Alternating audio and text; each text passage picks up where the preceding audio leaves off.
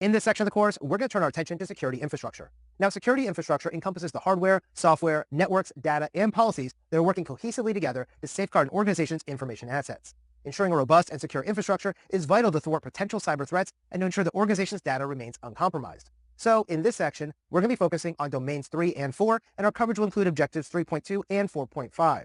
Objective 3.2 states that given a scenario, you must be able to apply security principles to secure enterprise architecture. And Objective 4.5 states that given a scenario, you must be able to modify enterprise capabilities to enhance security. Now, first, we're going to be covering ports and protocols.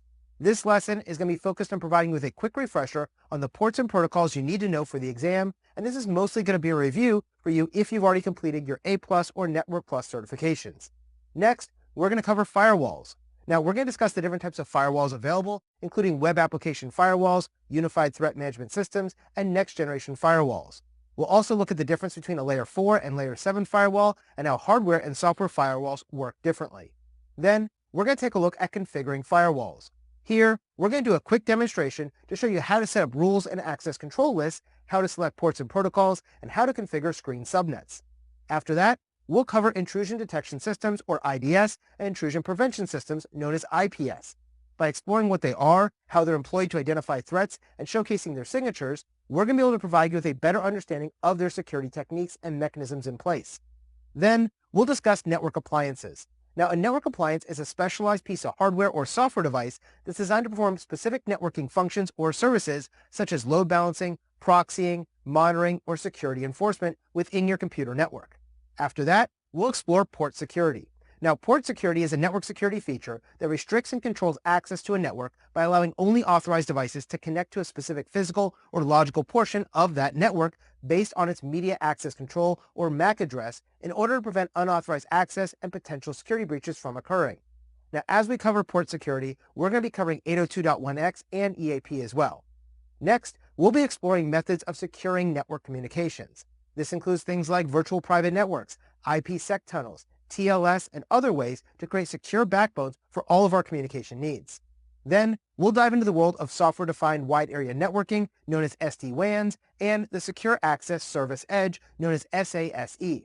Now, SD-WANs are a technology that utilize software-defined networking principles to manage and optimize a wide area network connection, or WAN connection, and this allows us to enable our organizations to intelligently route and prioritize network traffic, improve their network performance, and enhance security by dynamically selecting the most efficient path for data transmission across multiple network links, including broadband, cellular, MPLS, and others, while offering centralized management and control. Now, SASE, on the other hand, is a network security and connectivity framework that integrates network security and wide area networks into a cloud-based service that combines the elements of security services like a firewall, secure web gateways, VPNs, and zero trust network access, all together with SD-WAN capabilities.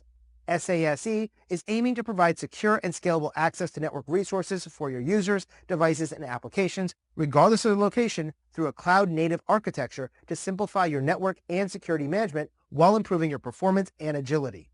After that, we're going to dive into some infrastructure considerations, including device placement, understanding security zones and screen subnets, comprehending attack surfaces, considering connectivity concerns, discussing device attributes like active versus passive, or inline versus taps or monitors, and grasping failure modes like fail open and fail closed within our security devices. Next, we're going to take a look at the selection of infrastructure controls. Here, we're going to explore how to choose the right controls for your network to ensure your security architecture is not only robust, but also is tailored to your organization's unique needs. Finally, we're going to take a short quiz to see what you learned during this section of the course, and review each of those quiz questions fully to ensure you can explain each answer and ensure why it was right. So, if you're ready, let's begin our journey into the world of security infrastructure.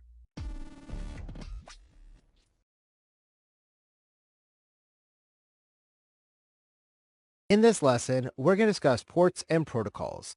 In security, one of the most important things is for you to ensure that you understand what openings you've created inside of your computer systems. When it comes to computers and networks, most of these openings are going to be created using the concept of an open port. Now, a port is simply a logical communication endpoint that exists on your computer or server. For example, if you're running a secure web server that's used for e-commerce on your system, you're going to have port 443 open and listening for any inbound requests from your potential visitors. Now, ports are going to be classified as either inbound or outbound ports. An inbound port is used when a computer or server is listening for a connection. Just as in my earlier example, our web server had port 443 open and listening for a connection. That is an inbound port. It's just sitting there and waiting for somebody to come along and connect to it. Now, an outbound port, on the other hand, is going to be opened by a computer whenever it wants to connect to a given server. If my computer is attempting to make a connection to your web server over port 443, then my computer is actually going to open up a random high number port like port 52363, and then it's going to make an outbound request to your web server using your port 443. Now, what does all this look like out in the real world? Well, let's say we have an example of an inbound and outbound port that's going to be used when my laptop attempts to connect to a remote server over SSH, which is the Secure Shell Protocol. Now, first, we're going to have a server that has a public IP address assigned to it that's listening on port 22. So port 22 is going to be our inbound port awaiting a new connection. In this case, port 22 will be open, awaiting for that connection to occur. Now, I also have my laptop, and it's the one that wants to make that connection. My laptop is going to be assigned a private IP address because my network is using network address translation at the router, and this gives me additional protections inside of my network. Now, notice at this point, my laptop doesn't have any ports open yet. So now, my laptop wants to go and establish that SSH connection. To do that, it's going to open up an outbound port on itself and assign some high number random port to it like 51233, and then it's going to send a request to the SSH server that is listening over port 22, which is the server's inbound port, and it's going to be destined for its IP address, which in this case is going to be assigned as 46.124.6313. Now, once the server receives this request on port 22, it has to respond to it. So it's going to send a packet of information back to my laptop's IP using the outbound port that was opened originally. In this case, that was port 51233. In reality, it's going to be a public-facing IP address of my router, but for our example here on the screen, I'm just going to use the private IP address of 192.168.1.45 just to keep our example clear. So at this point, my laptop has gone out and made the request to the server, and the server has answered that request. This now establishes a session between both of these devices, and we can then communicate back and forth as needed. Once that session is over, the connection is going to be closed, my laptop will close its outbound port because it's no longer needed, and the server will keep open its inbound port so that it can receive requests from the next user who wants to be able to use it. So now that we understand a little bit about how ports work in the real world, let's talk a little bit more about the ports themselves. In addition to being classified as either an inbound or outbound port, your port is also going to get a number, and then it's going to be assigned to one of three groups based on that number. Now, this number can be anywhere from 0 all the way up to 65,535. And this is a really big range, so it's actually been divided into three smaller groups. Our first group is known as the well-known ports. Now, a well-known port is any port that is numbered between 0 and 1023. Now, these are called well-known ports because they're designated by IANA, which is the Internet Assigned Numbers Authority, and they're going to be able to assign it to a commonly used port and protocol that everyone can use. Now, for example, something like secure web browsing is something that we all use on a daily basis, and it uses HTTPS, which utilizes port 443. Another example of a really well-known port is actually port 23, which uses Telnet as its protocol. Both of these are considered to be well-known ports, and there are hundreds of others out there as well. Now, the second group we have is going to cover our ports from 1024 up to 49,151. This range is known as the registered port range because they all have to be used by vendors for their own proprietary protocols, and each vendor is going to register the number they want to use with IANA prior to being able to use them. For example, Microsoft has an SQL server that is using one of these registered ports. In this case, it's port 1433, which is the registered port for the Microsoft SQL server. Another good example of this is if you're going to use the proprietary Microsoft protocol known as RDP, or the Remote Desktop Protocol, because it operates over port 3389. Now, the third and final group we have is what's known as the dynamic and private ports. This uses the port range of 49,152 all the way up to the end of our port ranges, which is 65,535. These ports can be used by any application at any time without having to be registered first with IANA. Now, this range is usually going to be used by your client whenever it picks its own random high number port for its application. Anytime it wants to have a temporary outbound connection, this is the range we're going to be using, this dynamic and private port range. It's also very commonly used in things like gaming, instant messaging, and chat too. Now, once each port is opened, you can now have communications to or from your device over that port using what is known as a protocol. Now, a protocol is a defined set of rules and conventions that governs the communication and data exchange between devices or systems that specifies the format and the sequence of messages that are going to be used for those communications.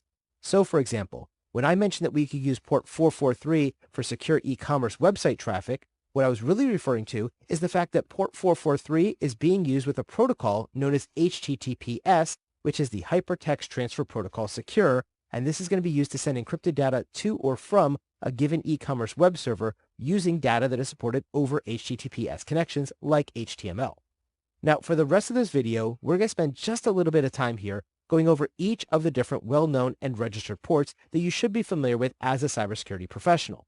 Now, for the exam, you are not going to get a question like, which of the following ports is used with the SSH protocol? That is too easy. You're not going to be able to select port 22 and get the right answer here.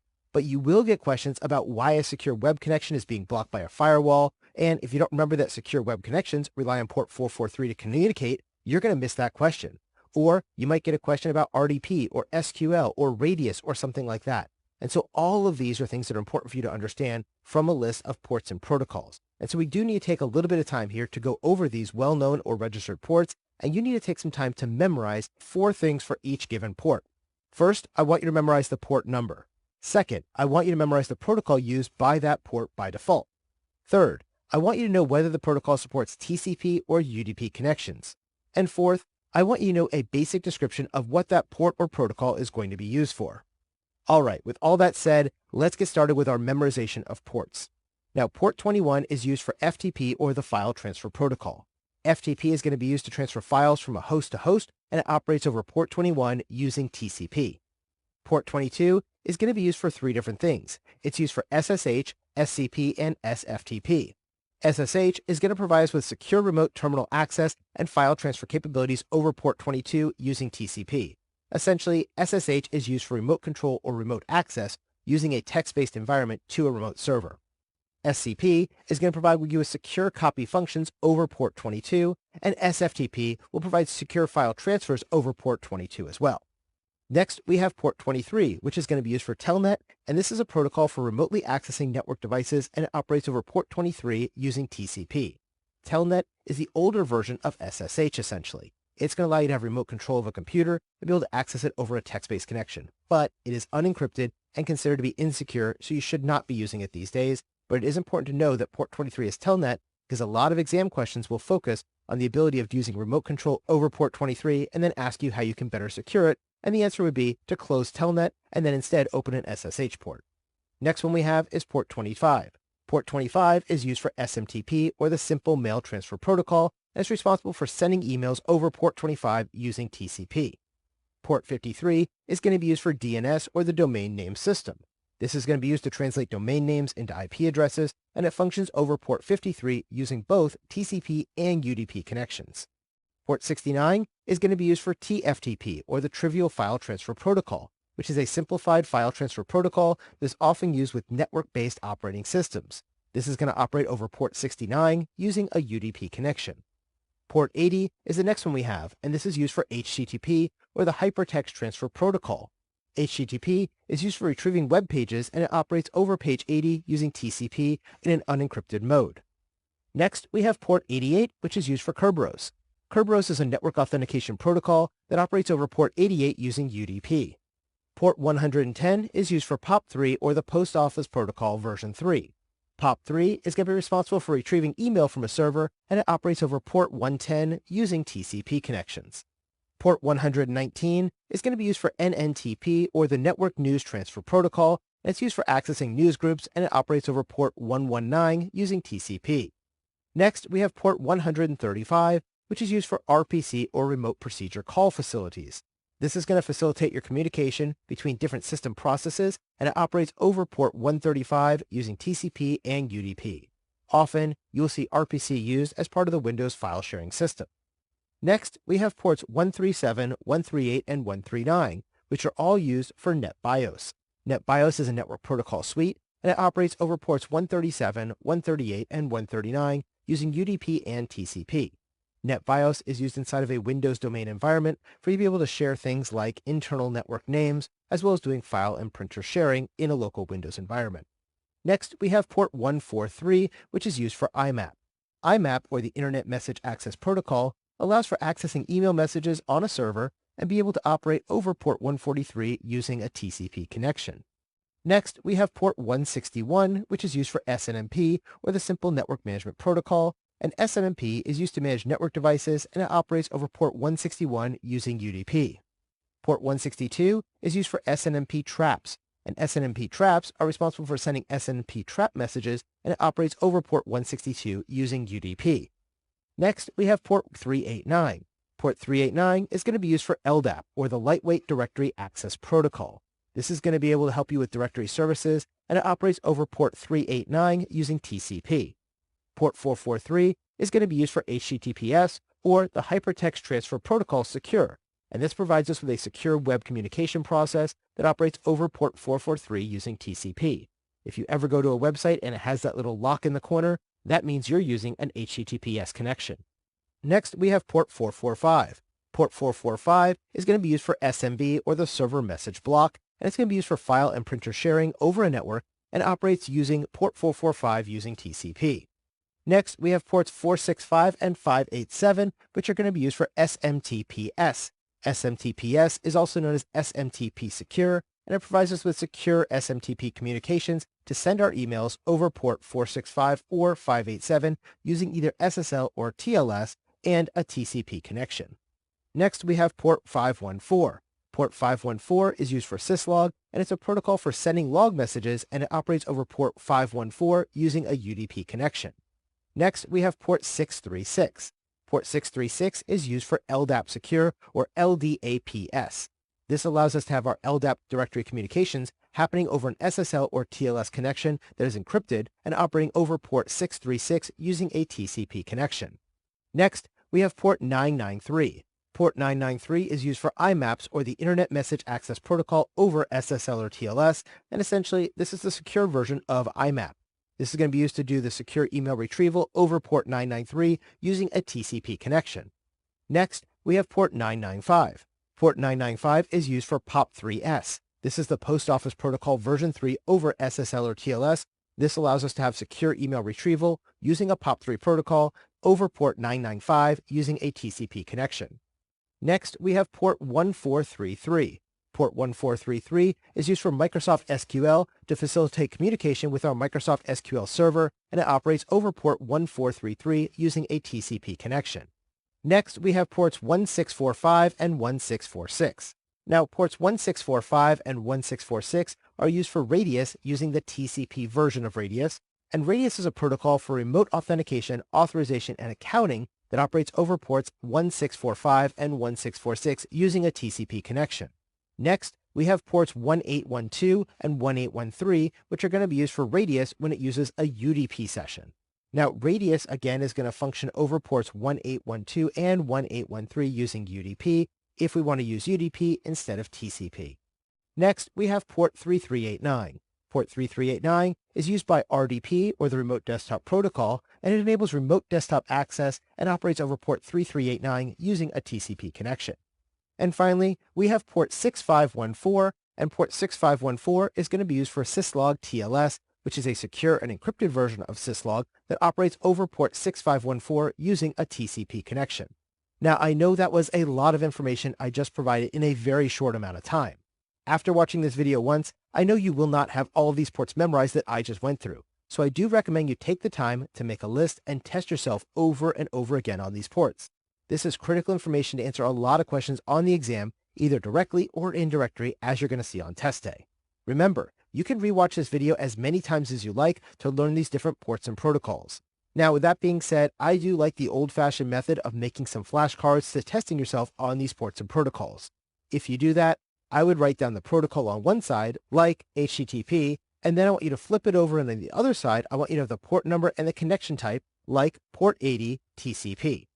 This way, you'll be able to know what you have on both sides, and you can take the time to learn these ports and protocols before you take the exam.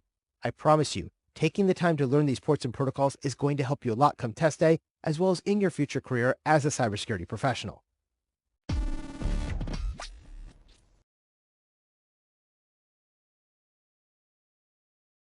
In this lesson, we're going to discuss firewalls.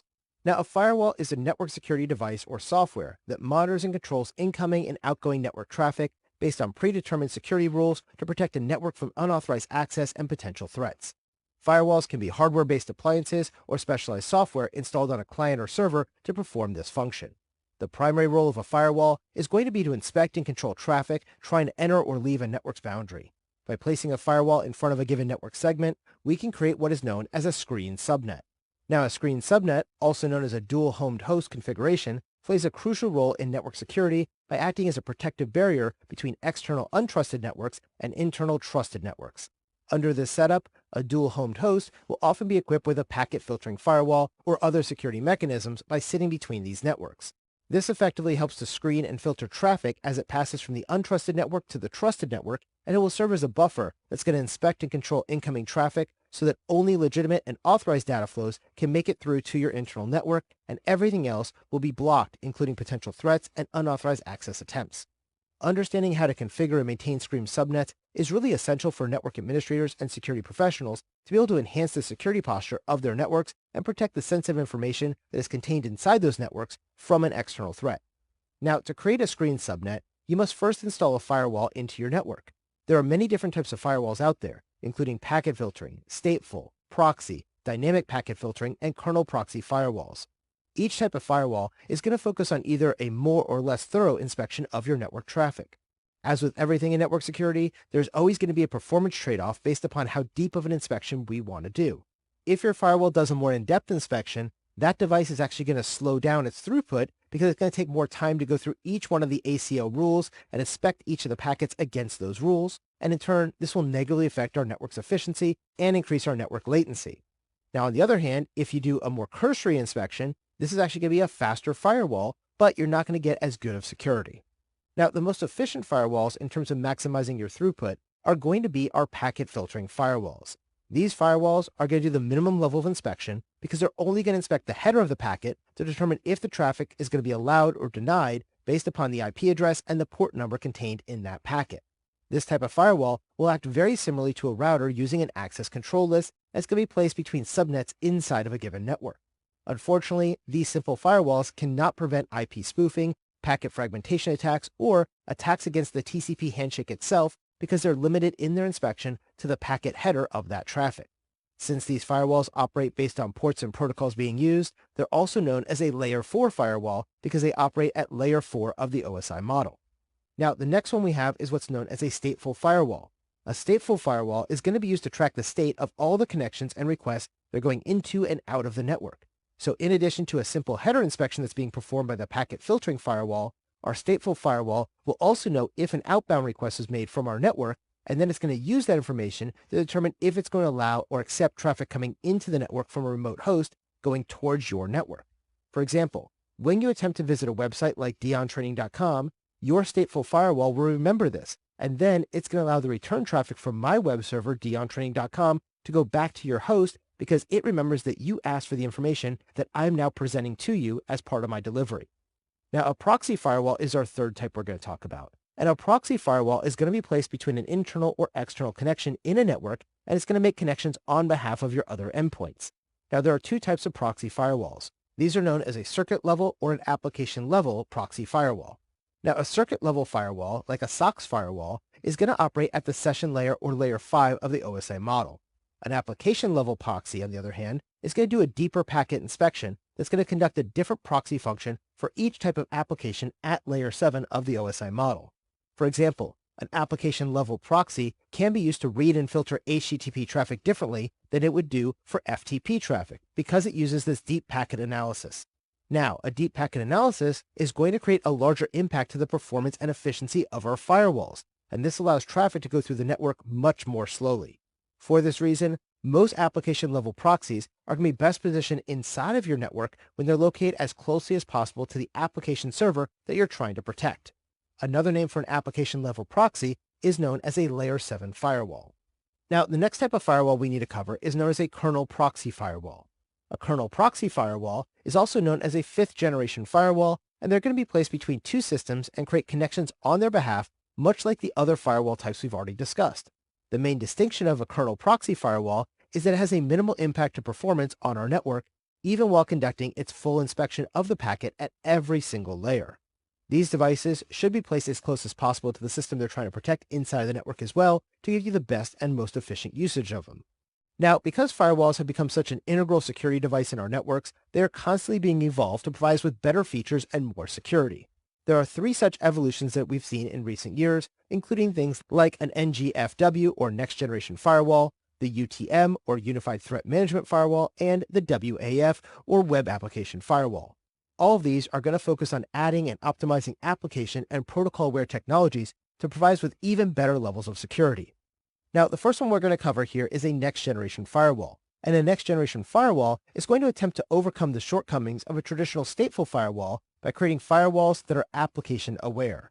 This means that these firewalls can distinguish between different types of traffic that specific applications are sending into or out of a given network.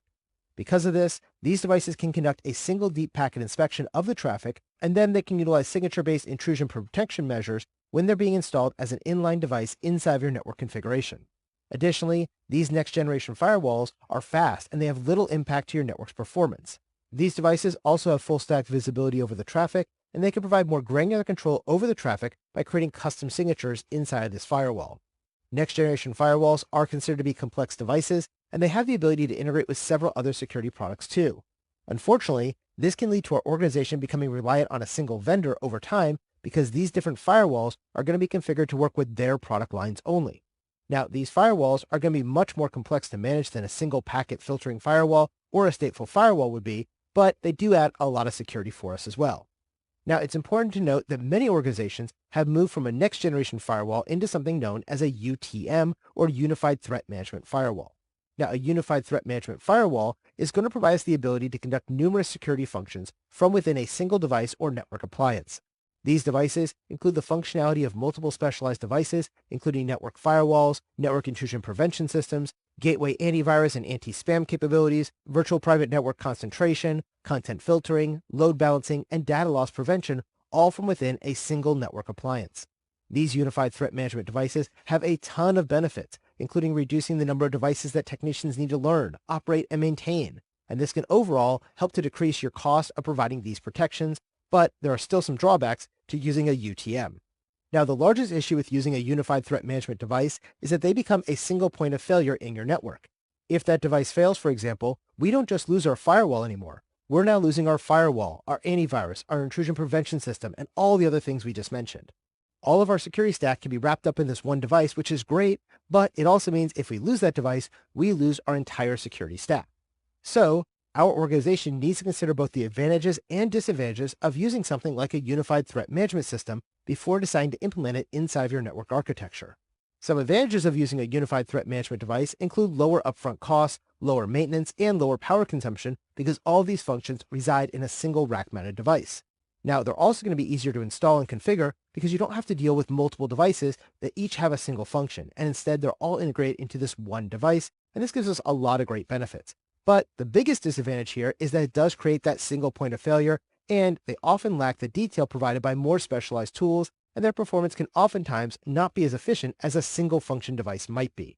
While unified threat management devices work well for the most part, they do utilize separate individual engines for each function that they're trying to perform inside of their security inspections. Whereas when you're using a next-generation firewall, you're going to be using a single, more efficient engine for a firewall, but with a UTM, you're using something where it is not going to be necessarily as efficient, but it's good enough to do most of the functions you want. And so if network speed and efficiency is going to be your primary concern in your organization, you're going to want to consider using a next-generation firewall over a unified threat management device. But if your organization does decide to use a unified threat management device, you would want to place it between your LAN and the connection to the internet, just as if it was a gateway firewall as an inline configured device. Finally, we need to talk about a specialized type of firewall known as a WAF, or Web Application Firewall. Now, a Web Application Firewall is going to be focused on the inspection of HTTP traffic known as Hypertext Transfer Protocol traffic. Now, this can be either HTTP or HTTPS traffic depending on your Web Application Firewall. Your Web Application Firewall will utilize specific rule sets to prevent common attacks against web applications, including things like cross-site scripting and SQL injections. Web Application Firewalls can also be installed as separate appliances or as a type of software plugin on your web server. This type of firewall can be either installed in line or out of band inside of your network. If it's going to be placed in line, the device is going to be placed between your network firewall and the web servers themselves. By utilizing this inline placement, these devices can prevent live attacks, but they're also going to slow down your web traffic, and sometimes they'll block legitimate traffic by mistake. Now, if it's placed in an out-of-band configuration, it's just going to receive a copy of all the traffic that was destined for your web server using a mirrored or span port off of a switch.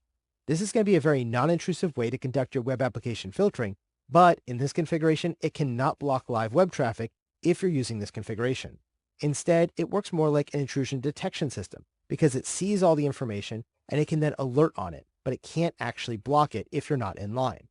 So, as you can see, there are lots of different choices when it comes to firewalls when you're designing the network architecture for your organization. You can choose to use Layer 4 firewalls, Layer 7 firewalls, next-generation firewalls, unified threat management systems, and web application firewalls, depending on your specific use case. A Layer 4 firewall is going to operate at the transport layer and make filtering decisions based on the information about port numbers and protocol data without inspecting the content of its individual data packets. A Layer 7 firewall, on the other hand, is also known as an application proxy or application firewall, and it operates at the application layer and can inspect, filter, and control traffic based on the content and characteristics of the data's payload. A next-generation firewall, or NGFW, is an advanced security appliance that combines traditional firewall capabilities with additional features like intrusion detection, application awareness, and advanced threat protection. A unified threat management firewall, on the other hand, is a fully comprehensive security solution that integrates multiple security features, including firewalls, antivirus, intrusion detection, and content filtering into a single unified platform. And finally, we have a web application firewall. A web application firewall is going to be focused on the inspection of traffic at the HTTP or HTTPS levels to be able to use specific rule sets to prevent common attacks against your web applications, including cross-site scripting and SQL injections. So remember these different types of firewalls and what each one is going to be used for, so you'll be a successful cybersecurity practitioner.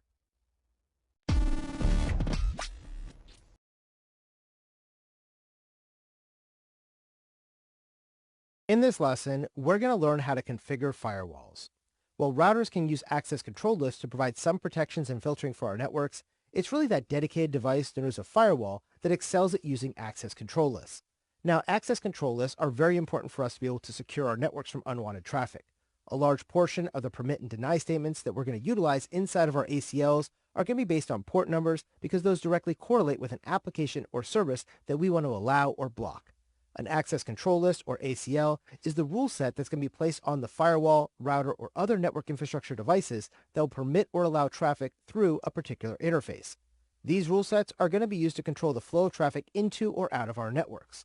Now, while access control lists can also be used to help define proper quality of service levels inside of our networks, in this lesson, we're really going to be focused on their crucial role in security of our networks and their use inside of firewalls.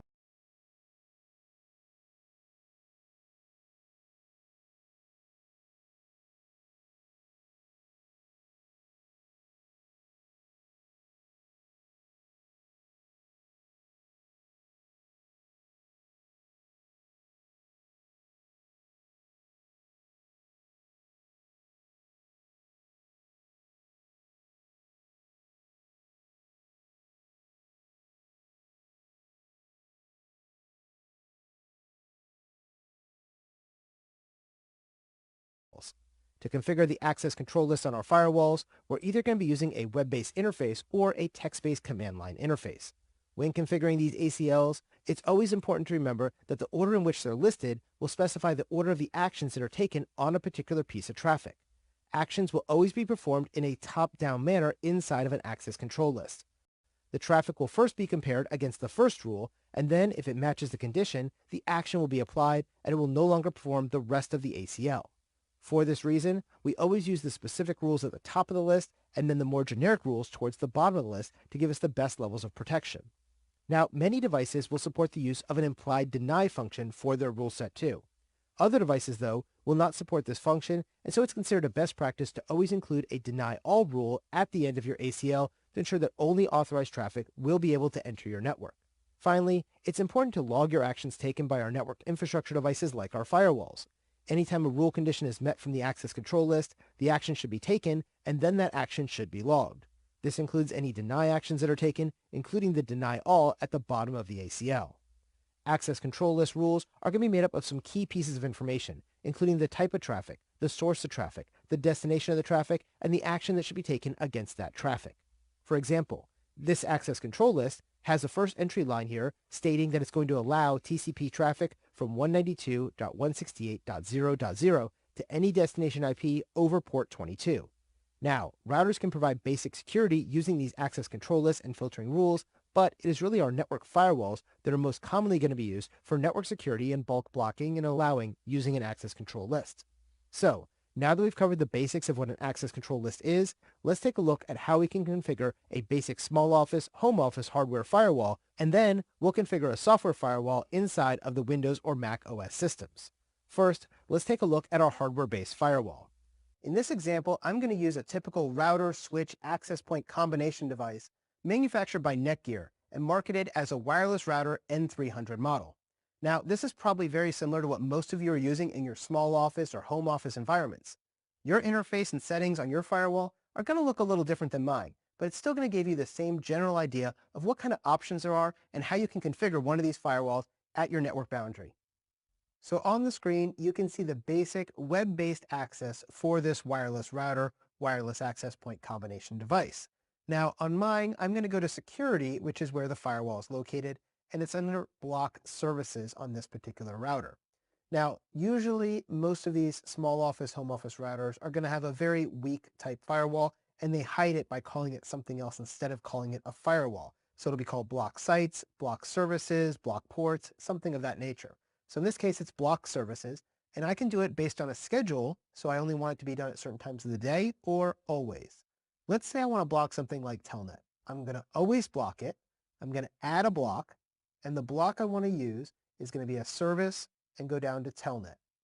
Now it automatically knows that Telnet is port 23, so it's going to block port 23 for me. It's called Telnet because this is a predefined one, and then I can block it for all IP addresses in this network or only certain IP addresses or a certain range. So maybe I want to block it for everything for Telnet. That's fine. We can go ahead and add that to our list. Now if we want to add something else, let's say I have another rule. In this case, I want to block port 666 because maybe there's a game I don't want my kids playing on that. So I'll block it as port 666. I'm going to make it TCP, UDP, or both. I'm going to say both in this case, and I'm just going to call it game. And then I can block it for an IP range. Maybe I don't want it to be accessed by my kids, which all have their devices in the 10.0.0.2 and 10.0.0.10 range. If I do that, I can go ahead and hit add. And again, that adds another rule to the firewall where we are blocking port 666 over that range of IPs. And you can see how this works as you can add or delete different rules. And then I can go through and I can do another one. Let's say I want to block the FTP server. So I will just go through here and say user defined port 20 through port 21 because that is the connection port and the data ports for FTP. And then we'll give it a name of FTP. And we can do it for all IP addresses in this range, so nobody can access FTP servers. That's the idea of how this firewall works. And you can do it, in this case, it's blocking the outbound connections because it's preventing us from sending things out to the internet. Now, if we want to block things from coming in from the internet, we're going to have to do that in a different firewall on this particular device because this one only has the outbound defined here. It's going to have what things as it's going out to the internet. Now, if I want to do this on inbound stuff, I would have to go and find that in this particular router. That's usually going to be something like port forwarding or port triggering or something like a static route. And so in this case, I can port forward or port trigger and say, hey, if something's trying to come in on port 21 FTP, it can go and be routed to my server, which is at the .50, for instance.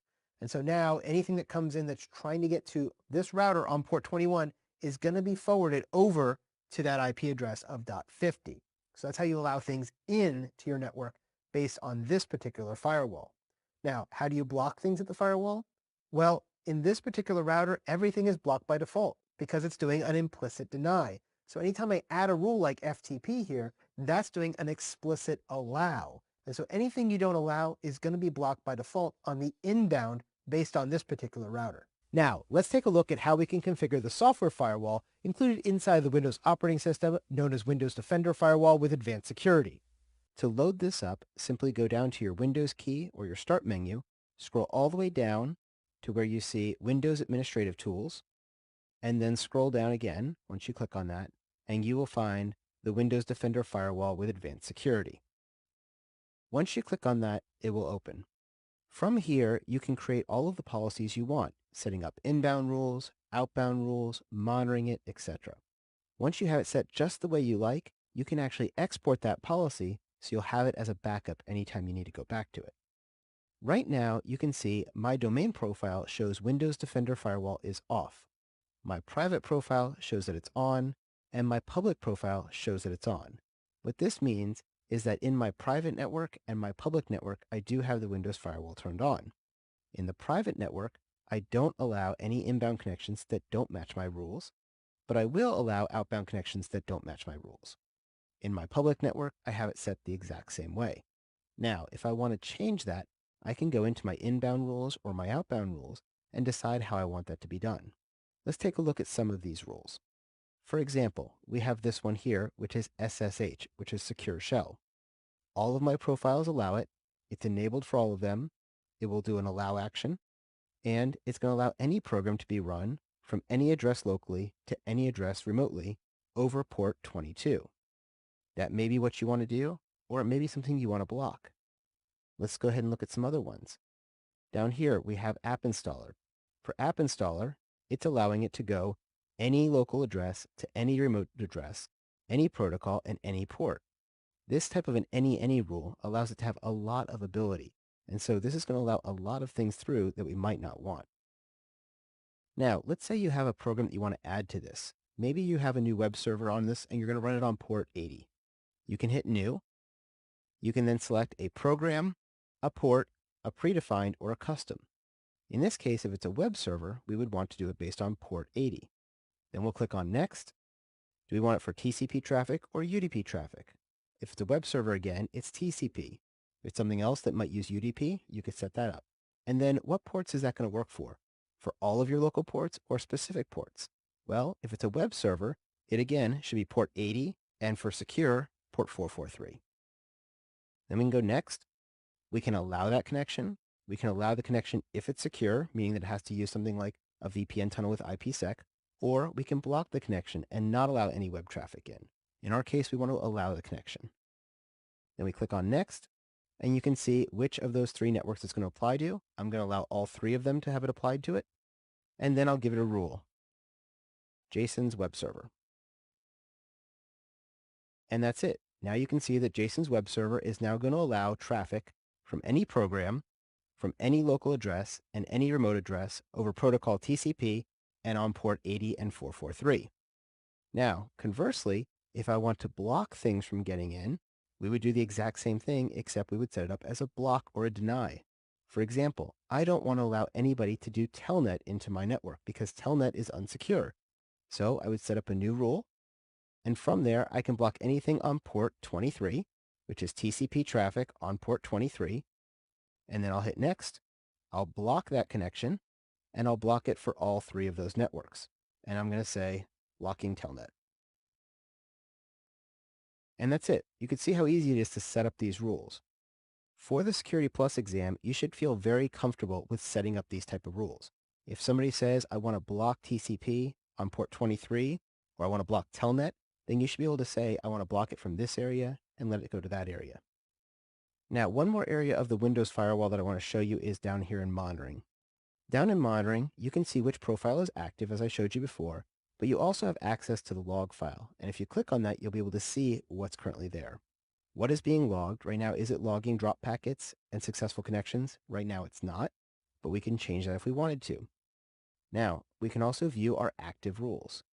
This again brings us back to what those inbound rules are and seeing which ones are actually active on this profile. So you'll notice anything that's all or public is being shown here. Anything that was just private or domain is not, because they're not active for this particular connection. Next, we're going to configure a firewall on a Mac machine. To do that, simply go to the Apple in the upper left corner and go to System Preferences. From here, you're going to click Security and Privacy, and then you're going to click on the Firewall tab. You can notice that my firewall is on, but I can't click any of the firewall options right now. That's because you have to unlock it by clicking the lock and adding your username and password for the admin account. Once you do that, you can turn off your firewall or you can turn on your firewall, and you can configure the options. In here, you can block all incoming connections.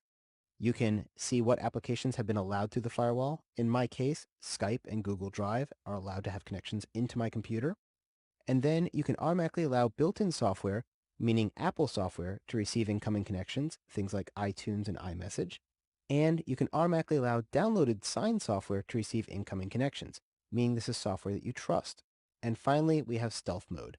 What stealth mode does is it makes your firewall not respond and not acknowledge any attempts from somebody to ping your network. So if somebody is doing a ping sweep of your network, my computer is simply not even going to answer. So you won't know if it's up, down, or even there. So how do we add an application to this list to allow incoming connections? Well, Mac makes it fairly easy. You click on the plus sign, you find the application, for example, my chess application, and then hit add. When you do that, it by default is going to allow incoming connections. Now, if I don't want that anymore, I can simply click on it and subtract it, and it won't answer up. As you can see, you don't have the level of fidelity that you have on a Windows machine here in a Mac machine. To get that level of fidelity, you'd have to use the command line firewall tools that are provided, such as PF or IPFW. So remember, when it comes to firewall configuration, you can utilize either a hardware-based firewall that will protect all the workstations connected to a firewall subnet, or you can use an individual software-based firewall on the workstation itself within Windows, Mac OS, or Linux. Either way, the protections that your firewall will provide is all going to be based on the access control list and the rules that you configure when setting up your firewalls.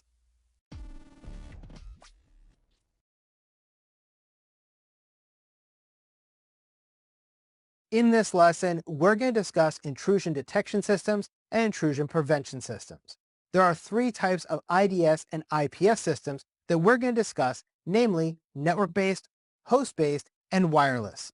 But before we talk about these three categories, let's take a look at the difference between an IDS and an IPS. At their core, an IDS and an IPS work very similarly. They're both going to be looking for bad things either on the network, on a host, or in the wireless domain, depending on which type of IDS and IPS you're dealing with. But the big difference is what they do when they find something suspicious. With an IDS, it's simply going to log or alert that it found something suspicious or malicious. But if you're using an IPS, it's going to log it, it's going to alert on it, and it's going to take some kind of action, like blocking the suspicious traffic, preventing that application from running, or kicking that wireless device right off your network. All right, with a basic understanding of what an IDS and IPS is, let's dig a little bit deeper into how they work. Let's start with network intrusion detection systems. Now, NIDS, or network intrusion detection systems, are responsible for detecting unauthorized network access or attacks. These systems are designed to verify, itemize, categorize, and report on a threat that's coming either from inside or outside of your network, based upon the placement of your NID sensor. Now, it's important to note that these devices do not stop an attack, but instead, they're programmed to react based on certain criteria and send an event or alert message to an administrator or cybersecurity analyst. That person will then be responsible for preventing or responding to the suspected attack. Remember, an IDS only detects, logs, reports, or alerts on what it finds. It will not prevent the bad thing from actually happening. There are three types of intrusion detection systems: network-based, or NIDS, host-based, or HIDS, and wireless, or WIDS. The difference in these three systems is their installation placement and the type of things they're actually searching for. Network-based IDSs are usually standalone devices that monitor the traffic coming into or out of a network. Most commonly, these are configured as a network appliance that's installed on a span port or mirrored port from your backbone switch. This way, it can see a copy of all of the network traffic. Generally, you're going to see network IDSs are configured to look for network attacks or indications of an upcoming attack, something like a port scan, a suspicious content inside of a packet's payload, or traffic coming from or going to a suspicious IP or port.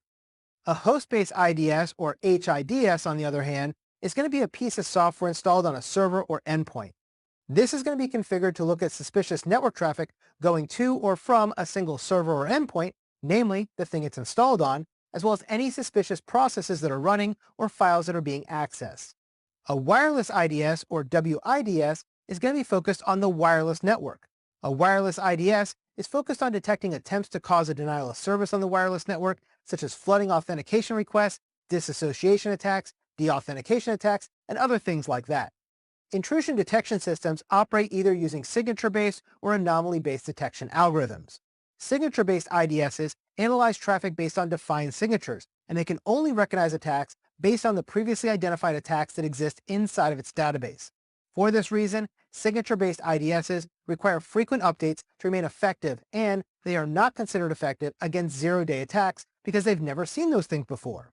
Now, signature-based IDSs are further broken down into two types. We have pattern matching and stateful matching. Pattern matching is going to focus on a specific pattern of steps that are being recognized during an attack. Stateful matching is going to focus on a known baseline of a system and reporting any changes to that state. Pattern matching is more common in network-based IDSs and wireless IDSs, while stateful matching is more commonly used with host-based IDSs. Anomaly-based IDSs are going to analyze traffic and compare it to a normal baseline of traffic to determine whether there is a threat that's occurring. This is known as behavioral-based detection because it reports on anything outside of the normally expected behaviors. But this can also result in a higher rate of false positives. Now, there are 5 types of anomaly-based detection systems. We have statistical, protocol, traffic, rule or heuristic, and application-based. Each of these types seek to identify traffic that appears to be outside of a normal pattern. For example, if the device is a traffic anomaly-based device, it's going to track the historical traffic patterns on that network, and it's going to report when those patterns are too high or too low in comparison to the normal baseline. In addition to IDSs, we also have IPSs. These devices not only scan the traffic to look for malicious activity like an IDS does, but they also take actions to stop that bad activity. When you're using an IPS, though, you have to be careful to keep false positives and false negatives down to a minimum. Otherwise, malicious traffic may not be blocked when it should be, or normal activity might get blocked when it shouldn't be. For a network IPS, we want to have the device placed right near the border of the network, right behind your firewall, and that way we have all the traffic funneling right through it so it can stop and block things as needed. A NIDS, on the other hand, should be attached through a mirrored port off the backbone switch. This way, it can analyze all the traffic in a passive manner. In some networks, both NIPs and NIDS will be used, and in large networks, there may be several of each device placed in strategic locations around your network. Now, host-based intrusion prevention systems and wireless intrusion prevention systems work just like the HIDS and WIDS that we talked about earlier, but the big difference is they have the ability of responding to that suspicious activity that's being detected. For example, let's say you're using a host-based intrusion prevention system, and now you try to install a program that's going to try to change or overwrite a critical system file. That HIPS could detect that and block you from being able to do that. Similarly, if you're using a wireless IPS and somebody tries to send a deauthentication frame to clients on the network, it could detect that and refuse to forward those frames to the intended targets, and then, instead, it might take the action of disconnecting the person who sent them. Remember, with an IDS, you can only detect, but with an IPS, you can detect and react.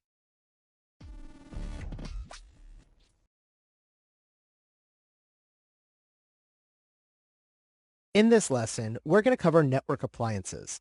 Now, a network appliance is a dedicated hardware device with pre-installed software that's designed to provide specific networking services like security, data storage, or server functions inside of a network infrastructure.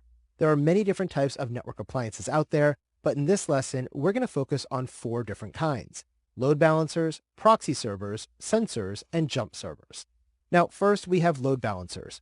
Load balancers are crucial components in any high availability network or system because they're designed to distribute the network or application traffic across multiple servers.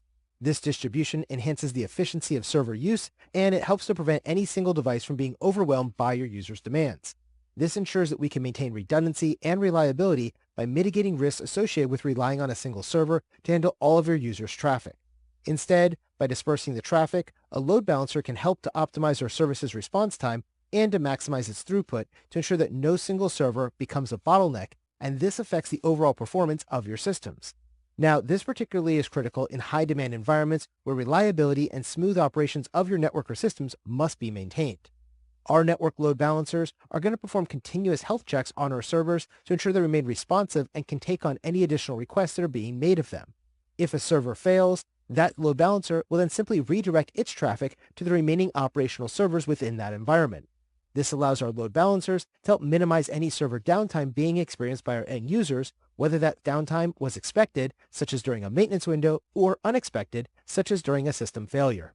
This kind of dynamic and transparent redirection will ensure that our services remain uninterrupted and that our users are experiencing minimal to no impact at all times by continuously maintaining our services as operational. Now, there's also a more advanced version of a load balancer that you may hear, and this is referred to as an ADC, or Application Delivery Controller.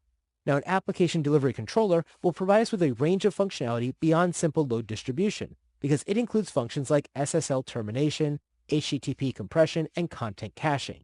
These functions can be used to enhance the efficiency and performance of our high availability networks as well. In our modern cloud environments, load balancers can also leverage the flexibility and scalability that cloud services offer us by allowing the network to handle traffic surges more efficiently by distributing loads across instances or even across different data centers as needed. For all of these reasons, load balancers have become an indispensable tool in ensuring the resilience and reliability of our high-traffic websites, critical application systems, and extensive digital platforms across various industries and sectors. Now, second, we have proxy servers. A proxy server acts as an intermediary between a client and a server to provide various functions like content caching, request filtering, and login management to improve the efficiency and control access to our resources within a given network.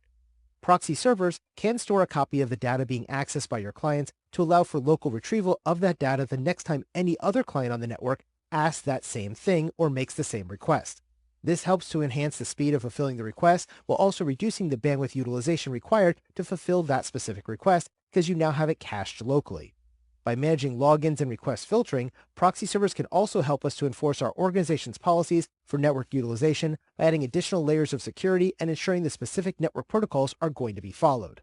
Proxy servers do contribute significantly to the stability and reliability of our network systems by providing another layer of defense against external threats, including those like distributed denial of service or DDoS attacks, by masking the true endpoints that are located inside of that network. This layer of obscurity is also important, and it helps to prevent any kind of direct attacks on the exposed servers because the attack would be pointed at the proxy server instead of directly against our web server or endpoint. Now, proxy servers are also integral in the load balancing process, especially in handling requests and distributing them across a bunch of servers. This ensures that no single server endures too much load and potentially leads to a network or system failure. Proxy servers also facilitate the smooth operation of a high availability network by performing essential tasks to ensure uninterrupted service across your enterprise networks. For instance, proxy servers can implement user authentication protocols to help direct traffic more safely. Some advanced proxy servers can also handle data encryption by providing secure tunnels for the transportation of any sensitive information. In circumstances where network architecture is going to be subject to regulatory compliance, such as adhering to data sovereignty laws, your proxy servers can also be used to assist us by routing that traffic to ensure data does not cross a geographical boundary that you don't want it to. This way, proxy servers are not only augmenting the security and management of our high-traffic networks, but they also help us to adhere to legal frameworks and operational protocols that are going to be essential for the resilience and reliability of our network infrastructure. Third, we have sensors. Now, network sensors are designed to monitor, detect, and analyze traffic and data flow across a network in order to identify any unusual activities, potential security breaches, performance issues, or other types of operational inefficiencies. By continuously scanning our networks, these sensors can provide real-time insights that enable our network administrators to understand the ongoing activities and respond to them proactively to ensure the network's robustness and reliability. These network sensors will also contribute to the system's stability and security in several different ways. Network sensors can aid in the performance monitoring processes by tracking the responsiveness and availability of our network services, which is critical for any of our environments where downtime is considered highly detrimental. With these sensors, we're going to be able to detect performance anomalies such as unexpected traffic spikes that could lead to service degradation, and they can trigger alerts for our network operations team to be able to go and investigate and overcome any given issues that were identified. This kind of immediate feedback and awareness does allow our network operations team to take quicker actions to aid in the response and resolution of the potential issues to be able to help minimize potential service interruptions or downtime. From a security perspective, network sensors can also act as the first line of defense against different kinds of cyber threats. These sensors are integral for our intrusion detection systems and intrusion prevention systems because they're focused on identifying any possible security breaches that are based on established patterns or behaviors that indicate that malicious activities may have been occurring. For example, a sudden and significant increase in data requests from an unknown IP address might suggest that a DDoS attack is being attempted against your network. In this situation, a network sensor could promptly alert your network administrators to this threat and enable them to implement immediate countermeasures to thwart the attack or to mitigate its potential negative effects. This level of vigilance is crucial in maintaining the operational integrity for our high availability networks in order to ensure they remain uncompromised and available for critical processes and systems that rely on them for stability. Fourth, we have jump servers. Now, a jump server, also known as a jump box, is a dedicated gateway used by system administrators to securely access devices located in different security zones within your network. A jump box is a critical part of a high security and highly available network architecture because it acts as an intermediary station for accessing those servers and network devices inside of your trusted network. Using jump boxes, this can help us to ensure that any direct access to these protected devices or servers is limited to only connections from specific workstations or servers that will provide a more controlled entry point that helps to reduce the attack surface of the network and to prevent potential threats from reaching sensitive areas of our networks. These jump servers offer a robust layer of protection for systems that cannot afford to have any downtime or data breaches associated with them. By routing all of our administrative tasks through a single, highly secured and monitored system, our networks can ensure that only authenticated users are able to execute changes or access your sensitive data.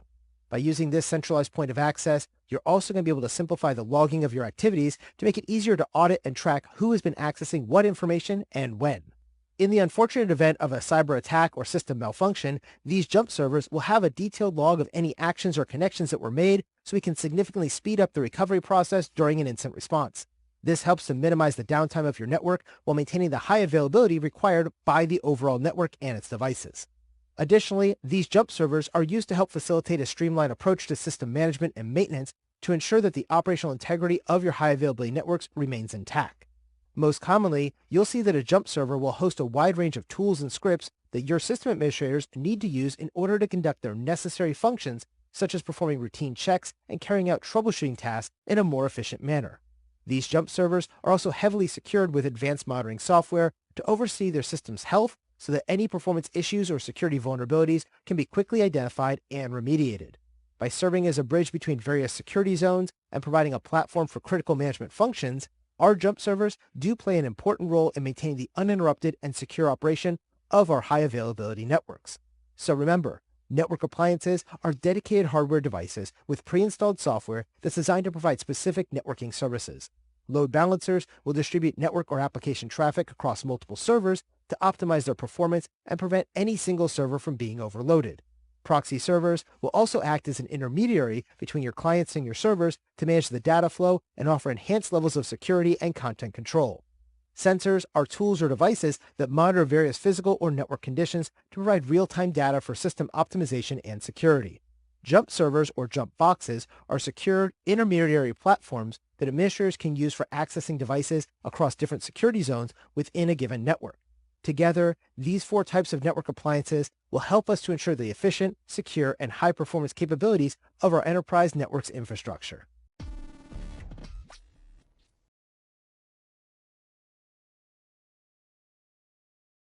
In this lesson, we're going to discuss port security.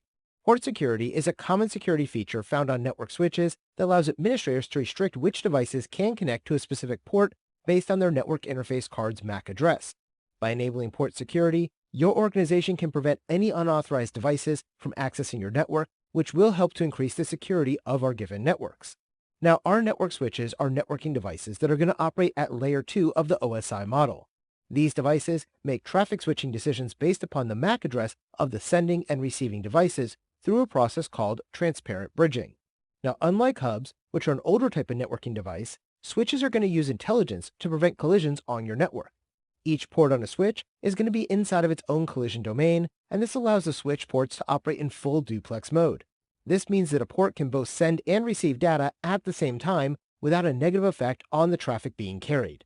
This also increases the security of the traffic being carried because only the devices being addressed by the traffic are going to receive a copy of that data.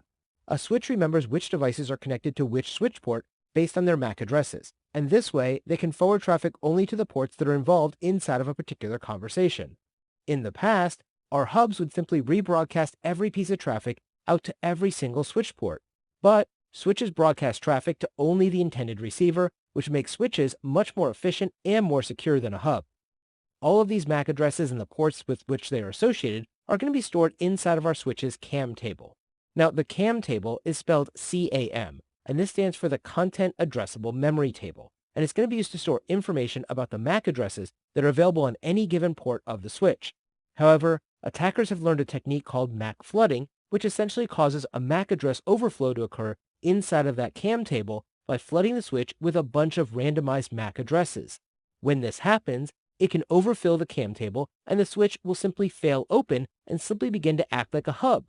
So, your switch begins to rebroadcast all of its traffic out to every single port on the switch, and now that switch has lost its security advantage.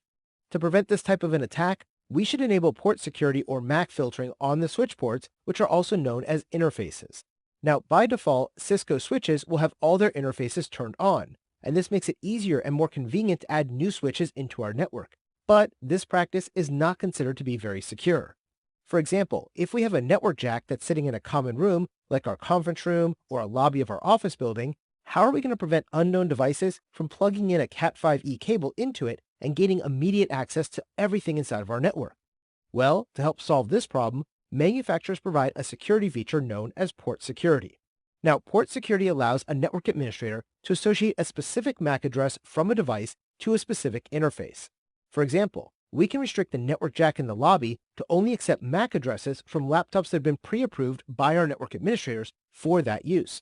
Any other device that tries to plug into that switch port is going to be rejected and not given logical access to your network. Now, port security can be a very lengthy process to set up because we have to know each and every MAC address that we're going to want to connect to that individual switch port. To make this a little bit easier, most manufacturers allow us to set up what is known as a sticky MAC. Now, with sticky MACs, also called persistent MAC learning, we can enable an interface to dynamically associate the first MAC address that is connected to that switch port as an authorized MAC address in terms of port security, and this can then prevent access to any other MAC addresses that try to connect to that switch port. While these port security features are really good, they are not a silver bullet that will stop every attack. To overcome them, attackers have created lots of different ways to bypass this MAC filtering that's used inside of port security by resetting the MAC address of their own network interface cards to a known good MAC address on your pre-approved list. This type of MAC spoofing will allow them to easily connect to your network, and so for this reason, an organization needs to really use a more in-depth defensive plan, like one that includes 802.1x authentication, the use of the Extensible Authentication Protocol, or EAP, and other kinds of security measures to provide additional layers of security to validate the devices as they're attempting to connect to a given network. Now, 802.1x authentication is going to rely on the 802.1x protocol. The 802.1x protocol is a standardized framework that's going to be used for port-based authentication for both our wired and wireless networks.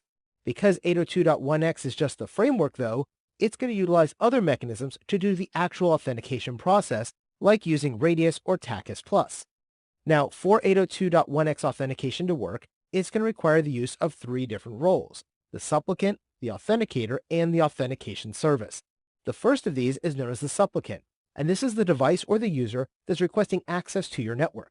The second one we have is the authenticator, and this is the device through which the supplicant is attempting to access the network, such as a network switch, a wireless access point, or a VPN concentrator. The third one we have is an authentication server, which is going to be our centralized device that performs the authentication, and this is usually going to be configured as a Radius or TACIS+ server. Now, while Radius and TACIS+ can both perform the role of the authenticator, we have to determine which one of these is going to be best for our particular enterprise network. Radius is a cross-platform protocol, but TACIS+ is only used by Cisco proprietary devices. TACIS+ is going to be a little bit slower in operations because it relies on TCP for its transport protocol, but this does add additional security and independently conducts authentication, authorization, and the accounting process by using TACIS+. TACIS+ also supports all networking protocols, but Radius doesn't support the Remote Access Protocol, NetBIOS Frame Protocol, or X.25 PAD connections. Overall, I find that TACIS+ is an excellent choice if we're only using Cisco devices across our entire network. Otherwise, I'll usually opt for using Radius in my 802.1x implementations when I have a mixed network infrastructure that contains Cisco and other networking devices. Now, when you're designing your security architecture for your enterprise network, you should definitely be using 802.1x as part of your defenses. Using 802.1x is one of the best protections that you can add to your internal network to prevent rogue devices from gaining access to our organization's devices and resources. Because it provides port-based authentication, anything that connects to a switch or a wireless access point will be required to present itself for authentication using that 802.1x protocol prior to gaining access to the entire network. The 802.1x framework and protocol can also be used to encapsulate EAP or the Extensible Authentication Protocol too.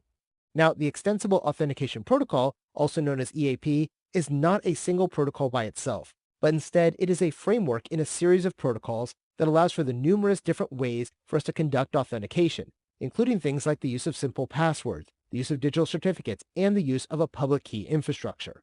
There are lots of different variants of EAP, including EAP MD5, EAP TLS, EAP TTLS, EAP FAST, PEAP, and EAP LEAP. Now let's take a look at these 6 variants of EAP to understand how they're different. First, we have EAP MD5. Now EAP MD5 is a variant of EAP that utilizes simple passwords and the challenge handshake authentication process to provide remote access authentication. If you're using this method of EAP MD5, you're going to have to ensure that you're using a long, strong, and complex password in order for you to maintain the security of your system. EAP MD5 is considered to be a one-way authentication process, and it's not going to provide mutual authentication like some of the other versions of EAP will. Second, we have EAP TLS. Now, EAP TLS is a form of EAP that uses public key infrastructure with a digital certificate being installed on both your client and the server as a form of authentication. This makes it immune to password-based attacks because neither side is going to use a password, and instead they're both using digital certificates to identify themselves. This is considered a form of mutual authentication because both devices, the client and the server, each is going to go through and authenticate the other one as part of the connection process. The third one we have is known as EAP TTLS. Now, EAP TTLS is another variant of EAP, and this one requires a digital certificate on your server, but not on your client. Instead, the client is going to use a password for its part of the authentication process, which makes it a little bit more secure than the traditional EAP MD5, which only uses passwords on both sides, but it is considered to be less secure than EAP TLS because now we're only using one digital certificate and one password instead of using both digital certificates on the client and the server. Fourth, we have EAP Fast. Now, EAP Fast is another variant of EAP, and the FAST stands for the Flexible Authentication via Secure Tunneling, and this uses a protected access credential instead of a certificate to establish mutual authentication between two devices. Fifth, we have the EAP variant known as PEAP, or the Protected EAP. Now, the Protected EAP variant is going to support mutual authentication by using a server certificate and your Microsoft Active Directory database in order to authenticate a password from your given client. Sixth, we have LEAP. Now, up to this point, the other 5 versions of EAP are all considered to be cross-platform. But with LEAP, we are talking about a proprietary protocol that was developed by Cisco, and this stands for the Lightweight EAP. Now, because it's proprietary, it's only going to work on Cisco-based devices. So unless you have all Cisco routers and switches in your network, you should really stick with one of the other types of EAP that we just discussed inside of your network configuration because it will work across all of your devices and not just Cisco devices. So remember, port security is a network switch feature that's going to restrict which devices can connect to specific ports based on their MAC addresses. 802.1x is an IEEE standard for network access control that's going to authenticate devices based on their capabilities and is primarily used at the data link layer, which is layer 2 of the OSI model.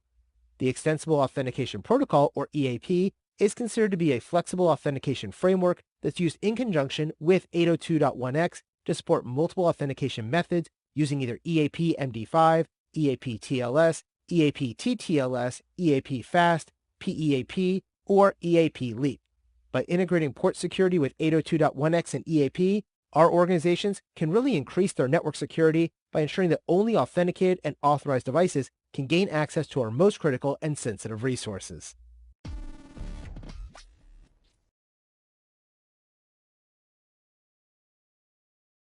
In this lesson, we're going to cover some of the methods used in securing network communications. Now, as cyber threats continue to evolve, it's always important that you learn about the different tools and protocols that are used to protect our data as it's transiting across the internet and other insecure networks. As we attempt to secure our data in transit, we have to protect it against any potential eavesdroppers or malicious actors so that our data communications remain confidential and trustworthy. To achieve this kind of data in transit security, we usually are going to rely on three main technologies. These are virtual private networks, known as VPNs, transport layer security, known as TLS, and Internet Protocol security, known as IPsec. Let's take a look at each of these. First, we have virtual private networks. Now, a virtual private network, or VPN, is going to be used to extend a private network across a public network to allow users to send and receive data across a shared or public network as if their computing devices were directly connected to your organization's own private network. With a VPN, your users can work in a remote office or work from home and telecommute simply by logging into their laptop and establishing a secure VPN tunnel within their organization's network, regardless of where it is in the world. Now, to do this, users are going to connect to a VPN device sitting at the headquarters data center, and then they'll establish a secure tunnel using a VPN protocol in order to allow a secure connection from the corporate user's device over that untrusted or public network, such as the internet, back into the trusted network that is contained inside of your headquarters data center. These VPNs can be configured as a site-to-site VPN, a client-to-site VPN, or a clientless VPN. Now, a site-to-site VPN is going to be used to interconnect two sites and provide an inexpensive alternative to a dedicated leased line. For example, let's pretend that I have a branch office in California and my headquarters sits in Washington, D.C. If I want to be able to connect my remote regional office in California all the way back to my head office in Washington, D.C., I could buy a dedicated leased fiber line from a telecommunications provider that gives me a direct connection that covers over 3,000 miles between these two sites. Now, even if I got a low-speed T1 connection, this would be very expensive for me to use. So, I can actually use a site-to-site VPN instead, and I'll be able to save a lot of money. Instead of using a dedicated lease line, I can simply create a VPN tunnel from the regional office all the way back to my headquarters over the public internet using the internet connectivity that I already have in place at both of those offices. This solution might only cost me $50 or $100 per month using a standard cable modem or fiber optic modem from your local service provider at each of those locations. Now, once the VPN tunnel is established, it's going to take all the traffic from my regional office over in California and route it back to the headquarters in Washington, D.C. over the internet within this securely encrypted tunnel. And then once it reaches back to my network in Washington, D.C., I can decrypt that data and use it as if somebody was sitting right there inside the Washington, D.C. office. Now, whenever a California user, though, wants to go to google.com, their data is actually going to go from California to Washington, D.C., and then out the Washington, D.C. office's internet connection to visit that website, in this case, google.com, and then it returns that response back to the Washington, D.C. office, and then it goes back through the VPN connection over to the user in California. This way, we're actually funneling everything through that headquarters network. Now, this gives us an ability to have a lot of security there, but it also does slow down things for that California user because they have all this extra data transit happening going from the West Coast to the East Coast out to the website and then back from the East Coast over to our user on the West Coast. Under this kind of a setup, we're really using a site-to-site VPN, and all of our traffic from California is going over to Washington, D.C. first before it goes out into the public internet. By doing this, all the traffic between those two sites is going to be encrypted and secure so that nobody can see our internal network traffic, even though we're doing all this over an external public internet connection. Now, when we deal with a client-to-site VPN, on the other hand, we're going to be sending data from a single host, like a laptop, a cell phone, a smartphone, or a tablet, and connecting it directly back to our headquarters office. This way, instead of going from a site's router to the headquarters router, we're just going from our device back to the headquarters. This allows the remote user to be able to connect back to the head office, and that's why we call this a client-to-site VPN. For example, let me show you how easy it is for a user to configure a client-to-site VPN from their Windows laptop back to their corporate network using their wireless connection. In this demonstration, I'm going to show you how to create a VPN connection on a Windows machine. Now, for this example, I'm going to use a Windows 7 machine, but it's pretty much the same process in any version of Windows. What we're going to do is I'm going to click on this wireless network that's currently connected, and I'm going to go to Open Network and Sharing Center. Now, from here, we're going to go to Set up a new connection or network, and this will bring up our dialog box to create our VPN. We want to use Connect to a Workplace, which is going to set up our dial-up or VPN connection. We'll then hit Next, and then from here, we're going to either use it over the internet or a direct dial. In our case, we're going to create a secure VPN tunnel over the internet. And then we'll give it our IP address. In my case, it's 198.10.20.12, and I'll give it a name. Let's call it the corporate VPN. And then from there, we're going to hit next. We have to put in our username and our password. So let's say it was jason.dion and my password of password. And then we can hit connect. And there you go. You're now connected to the VPN, and you can see that we have an access over our VPN connection, and we have our wireless connectivity on top of that. And that's going to make that secure tunnel so that nobody can see anything that we're transmitting from our laptop over the internet back into our VPN network. Now, once you've decided to use either a site-to-site or a client-to-site VPN, you need to decide one more thing, and that's whether you're going to use a full tunnel or a split tunnel VPN configuration. Now, both full tunnel and split tunnel VPNs can be used with either a site-to-site or a client-to-site VPN, and each one gives you different abilities. Now, a full tunnel VPN is usually what's going to be used by most organizations by default, and it's what I described earlier. With a full tunnel VPN, we're going to route and encrypt all of our network requests through the VPN connection back to the headquarters, regardless of where that destination or the service is actually going to be located. This is considered to be more secure, but when you're connected using a full tunnel, all of your clients are considered to be fully a part of your headquarters network whenever they're connected. This means that if you're trying to access a local area network resource, like a wireless printer in your home office, you're not going to be able to do that because that wireless printer in your home office is not connected back to your headquarters network like your laptop is because you're using that client-to-site VPN connection. Conversely, though, you can still print to the printer in your headquarters office when you're connected using that full tunnel VPN because all of your headquarters resources are still virtually connected to you, even if you're sitting in a hotel room halfway around the world. Now, a split tunnel VPN, on the other hand, is going to divide your traffic and network requests and then route them to the appropriate connection or network. A split tunnel VPN will route and encrypt only the traffic that's bound for your headquarters network over your VPN, and everything else will be sent out a split tunnel to the rest of the internet directly from your location. For example, if I'm using a client-to-site VPN on my laptop using a split tunnel from my home office, I actually have a VPN that's going to decide which traffic will be routed over the VPN and which traffic will go directly over to a website that's located directly on the internet. So if I'm trying to access a file server or a Microsoft Exchange mail server from my corporate network, I'm going to go through the VPN and all those packets will get encrypted and routed back to the headquarters network. But if I'm going to attend a Zoom conference or access Office 365, that traffic that's bound for those will go directly to those sites by going directly through my internet connection and bypassing the headquarters network completely. And this is why we call this a split tunnel configuration, because we have both an encrypted VPN tunnel for the traffic that needs to go to the headquarters and an unencrypted direct internet path or tunnel for everything else that's available openly and online in the public internet. Now, the big challenge when you're using a split tunnel is that these can be less secure because now we have a possibility that an attacker could connect your device over your unencrypted internet tunnel and then pivot through your laptop and send data back through the VPN over to the headquarters network. For this reason, if you're connecting to the VPN from an untrusted network, like using Wi-Fi at a hotel or a coffee shop, you should always use a full tunnel VPN and not a split tunnel VPN because this gives you higher levels of security. That being said, a split tunnel will give you better performance because it's routing all internet-based traffic directly to those internet servers and bypassing your entire headquarters network. So, as you can see, once again, we have to make a decision and weigh the trade-offs between security and performance when we're choosing which type of VPN tunneling we want to use. For more security, you're going to use a full tunnel VPN. For better performance, you're going to use a split tunnel VPN. So, now that we've talked about two main types of VPNs, a site-to-site VPN and a client-to-site VPN, we need to talk about the third type, and the third type is known as a clientless VPN. Now, a clientless VPN is going to be used to secure remote access VPN tunnels using a web browser, and it doesn't require any software or hardware clients to be configured. In fact, you use this VPN every single day without even knowing it.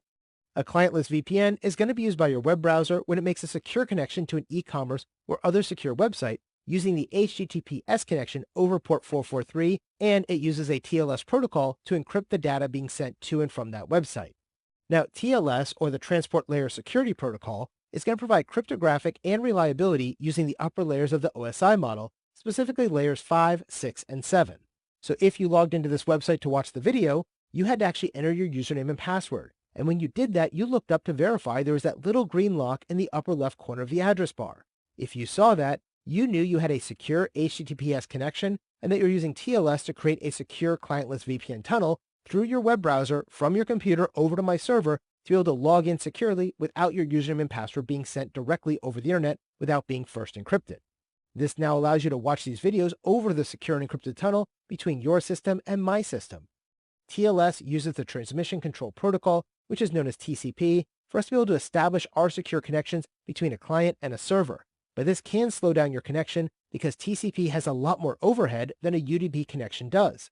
So, your systems can also opt to use DTLS instead. And DTLS is the Datagram Transport Layer Security Protocol, which is a UDP-based version of the TLS protocol.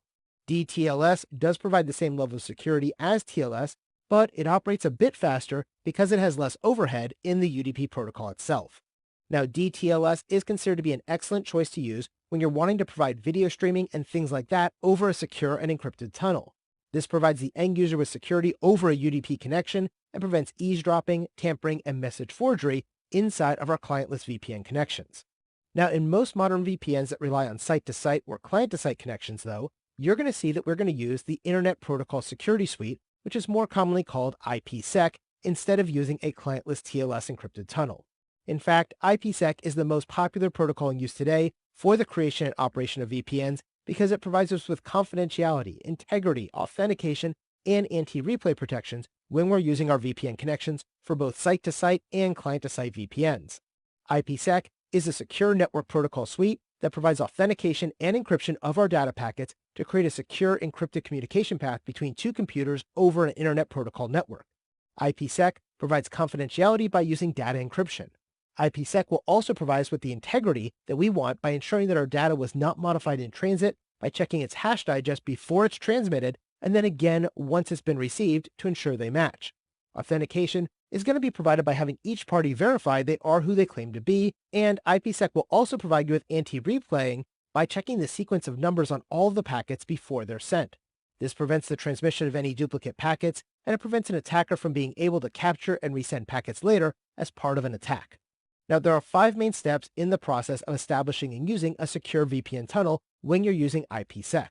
First, there's a request to start a key exchange. Second, IKE Phase 1 is going to authenticate the parties and establish a secure channel for negotiation. Third, IKE Phase 2 is going to negotiate the security association parameters and fully establish the secure tunnel. Fourth, we're going to have data transfer, and this is then going to allow data transfer between the two parties to occur over the secure tunnel using the IPsec parameters and keys that we stored from the security associations that were negotiated back in Step 3. And fifth, IPsec tunnel termination is going to occur, and this happens when the security associations are going to be terminated through either a mutual agreement and deletion or due to the timing out of the tunnel because one party became non-responsive. Now let's take a look at these 5 steps and how they work in the real world.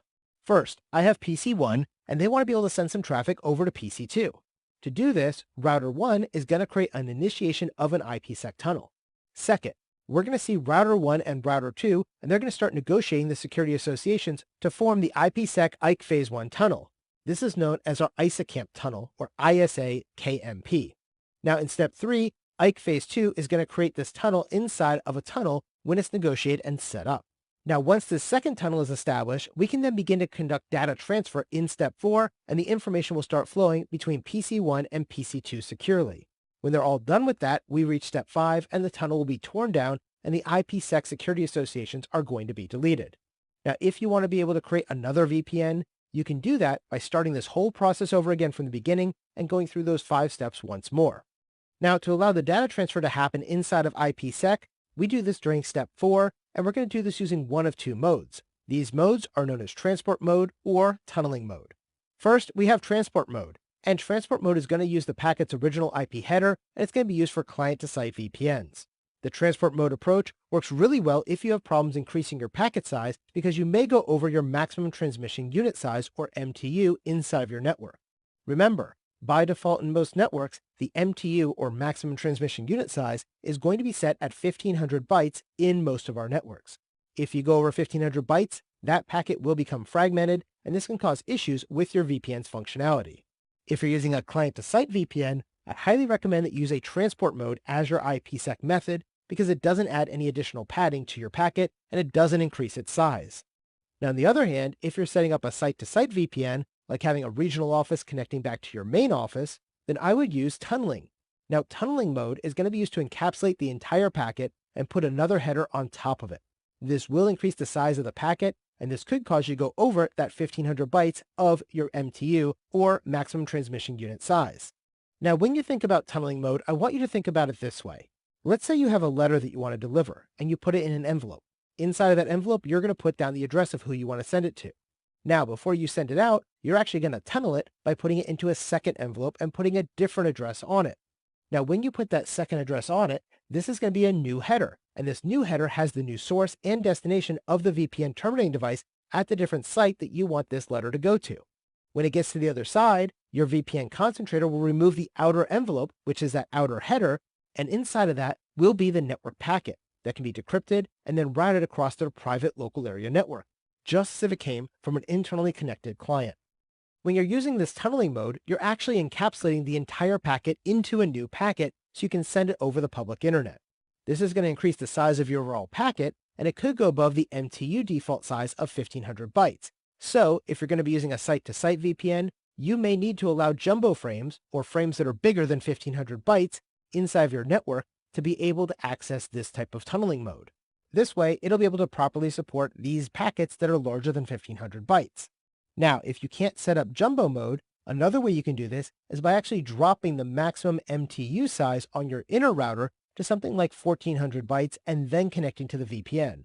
This way, you've got an extra 100 bytes of room between 1400 and 1500 bytes to be able to add that extra encapsulation and the new packet header before it's transmitted over the public internet inside of your VPN tunnel. If you control your entire network though, you can again just use jumbo frames and actually go up to a size of up to 9,000 bytes if you wanted to. But this should only be done on your own local area networks because 9,000 byte packets will have trouble transversing the entire internet. Now, the final thing we need to discuss in this lesson is the concept of an AH or authentication header, as well as an encapsulating security payload or ESP that is used within your IPsec protocol. Now, the AH or authentication header is going to be used to provide connectionless data integrity and data origin authentication for IP datagrams, and it provides protection against replay attacks. Be aware, though, that the authentication header does not provide any kind of confidentiality of the data itself. Instead, the authentication header contains a cryptographic hash of the data, and this will simply act as identification information to provide the integrity between the sender and the receiver of each packet that's being transmitted. Now, the encapsulating security payload, or ESP, on the other hand, is going to be used to provide authentication, integrity, replay protection, and confidentiality of your data. By using ESP within IPsec, you can actually rewrite the payload of the packet inside of an encrypted format. Now, when we're using ESP, we're only protecting the confidentiality of the payload that's contained within the packet, not the headers themselves. So, if you're using transport mode, such as in a client-to-site VPN, you can use authentication headers to provide integrity for your TCP header, and then you can add ESP, or the encapsulating security payload, to be able to encrypt the TCP header and the data inside the payload. This does not encrypt the end-to-end header, so people outside your organization, though, will be able to see where the data is coming from and where it's going to, but they won't be able to read the data inside. It's just like if I went to your mailbox and looked at a letter in there. I could see who sent you the letter, and I could see that it was sent to you, but I don't know what's inside that letter because I haven't opened up the envelope. Now, if you're using the tunneling mode, such as in a site-to-site VPN, you can instead use both the authentication header and the encapsulated security payload to provide integrity and encryption of that payload, including the end-to-end header.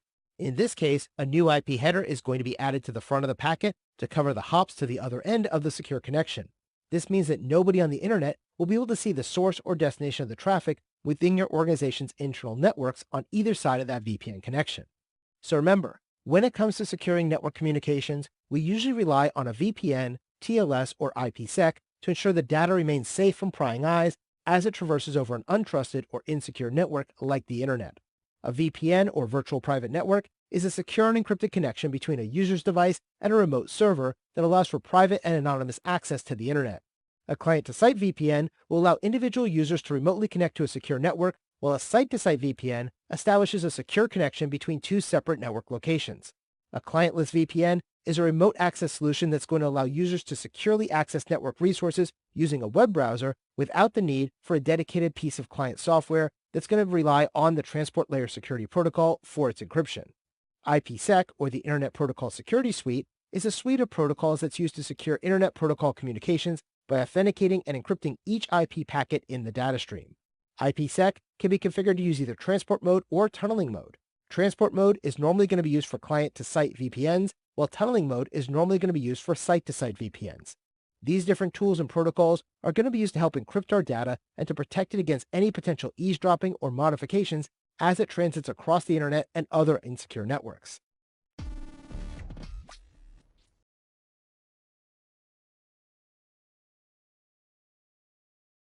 In this lesson, we're going to cover SD-WANs and SASE. Now, as our organizations become increasingly more reliant on the cloud-based applications that are used by our geographically distributed workforces, this has led to an increased demand for agile, secure, and efficient network infrastructure to be created quickly. Now, a software-defined wide area network, or SD-WAN, is a virtualized approach to managing and optimizing wide area network connections to effectively route traffic between remote sites, data centers, and cloud environments. The Secure Access Service Edge Framework, or SASE, on the other hand, is used to consolidate numerous networking and security functions into a single cloud-native service to ensure that secure and seamless access for end users can be achieved regardless of their actual physical location. Together, SD-WAN and SASE represent a big innovation in our network and security architectures, so we're going to take some time to cover both of them in this lesson. Now, first, let's talk about SD-WAN, or Software-Defined Wide Area Networking. Now, an SD-WAN is a virtual WAN architecture that allows enterprises to leverage any combination of transport services to securely connect users to their applications. An SD-WAN is essentially a software-based wide area network architecture with all of the control extracted from the underlying hardware. So instead of configuring specific infrastructure to handle our application traffic using something like MPLS, we can actually manage an SD-WAN entirely inside of our software, plus we can layer it over multiple types of network transport. This means we can really use any of our other WAN connections that we want to, things like MPLS, a cellular connection, a microwave link, or a regular broadband internet service like a cable modem, in order to create a virtual wide area network architecture that we can then run our networks over. To create an SD-WAN, you can use a centralized control function to securely and intelligently redirect the traffic across the WAN. Our traditional WANs, which were never developed with the idea of integrating cloud services into our enterprise networks, simply aren't able to do this. But instead, we can use an SD-WAN because they're enabled for cloud-first enterprises to deliver amazing quality experiences for their end users. Let's consider a company that has several branch offices and one headquarters location. In our traditional WAN architectures, each of those branch offices would likely be connected back to the central office using a star topology. This would allow the headquarters to conduct advanced security on that traffic as it went through the branch offices to the headquarters and then out to the internet. This is great for security, sure, but it really does slow down the entire process for our end users at those branch offices, and it results in a poor user experience and loss of productivity. Now, unlike traditional architectures though, SD-WANs can solve this by using intelligence to identify the network applications that are being used by the end users and routing that data across the WAN to the right places. This allows your WAN environment to be much more dynamic and much more efficient by providing improvements in visibility, performance, and manageability of our enterprise WAN architectures from a single centralized point. So, if you're working at a large enterprise network and you have a lot of branch offices and they're all trying to move more and more into the cloud using things like IaaS and PaaS and SaaS, then you may need to use an SD-WAN to increase the performance for your end users and reduce the bottlenecks that were being caused by your traditional centralized WAN architectures.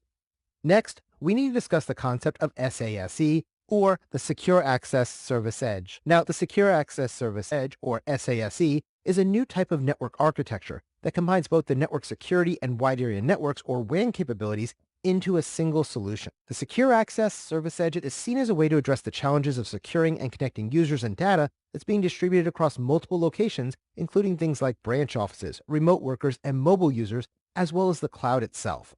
A key aspect of SASE technology is that it's using software-defined networking, or SDN, to provide security and networking services from the cloud rather than from traditional hardware-based appliances.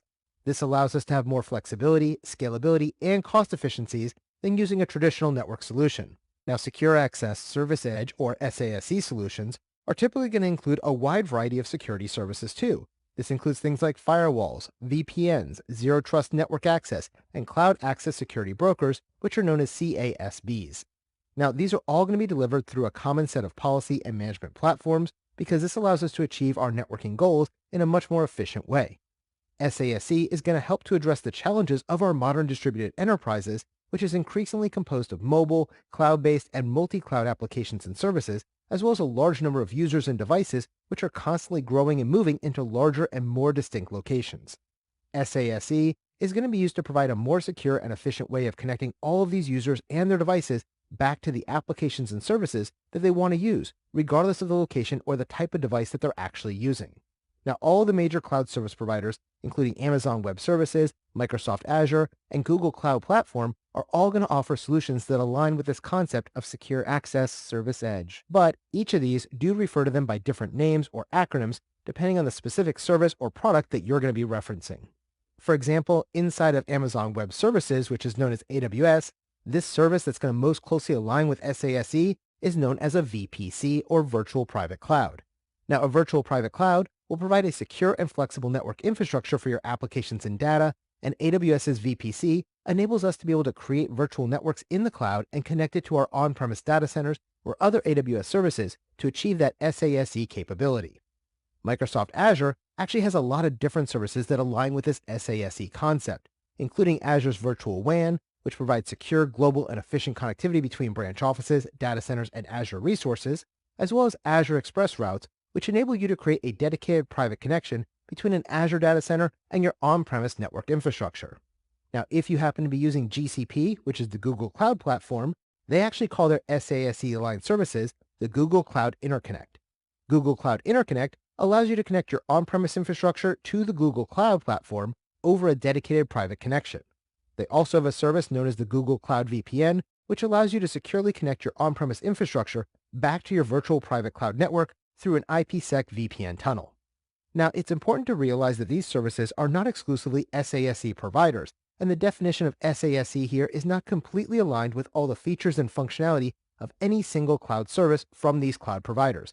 But they do provide a lot of the aspects of SASE for you, such as having secure, flexible, and global networking capabilities by using these different services. So remember, as cyber threats evolve and our work environments become increasingly more geographically dispersed, understanding and implementing solutions like SD-WAN and SASE is going to be important for you to consider. These technologies aren't just about keeping pace with the digital transformation, but they're actually focused on anticipating the future, preparing for its challenges, and capitalizing on its potential opportunities. An SD-WAN, or a software-defined wide area network, is going to be a virtualized approach to managing and optimizing wide area network connections to efficiently route traffic between remote sites, data centers, and your cloud environment. The Secure Access Service Edge, or SASE, on the other hand, is a security framework that combines network security and wide area network capabilities in a single cloud-based service. By leveraging these tools, we're able to elevate our organizational security posture and continue to move forward in our security careers as we begin to migrate more heavily into cloud-based environments.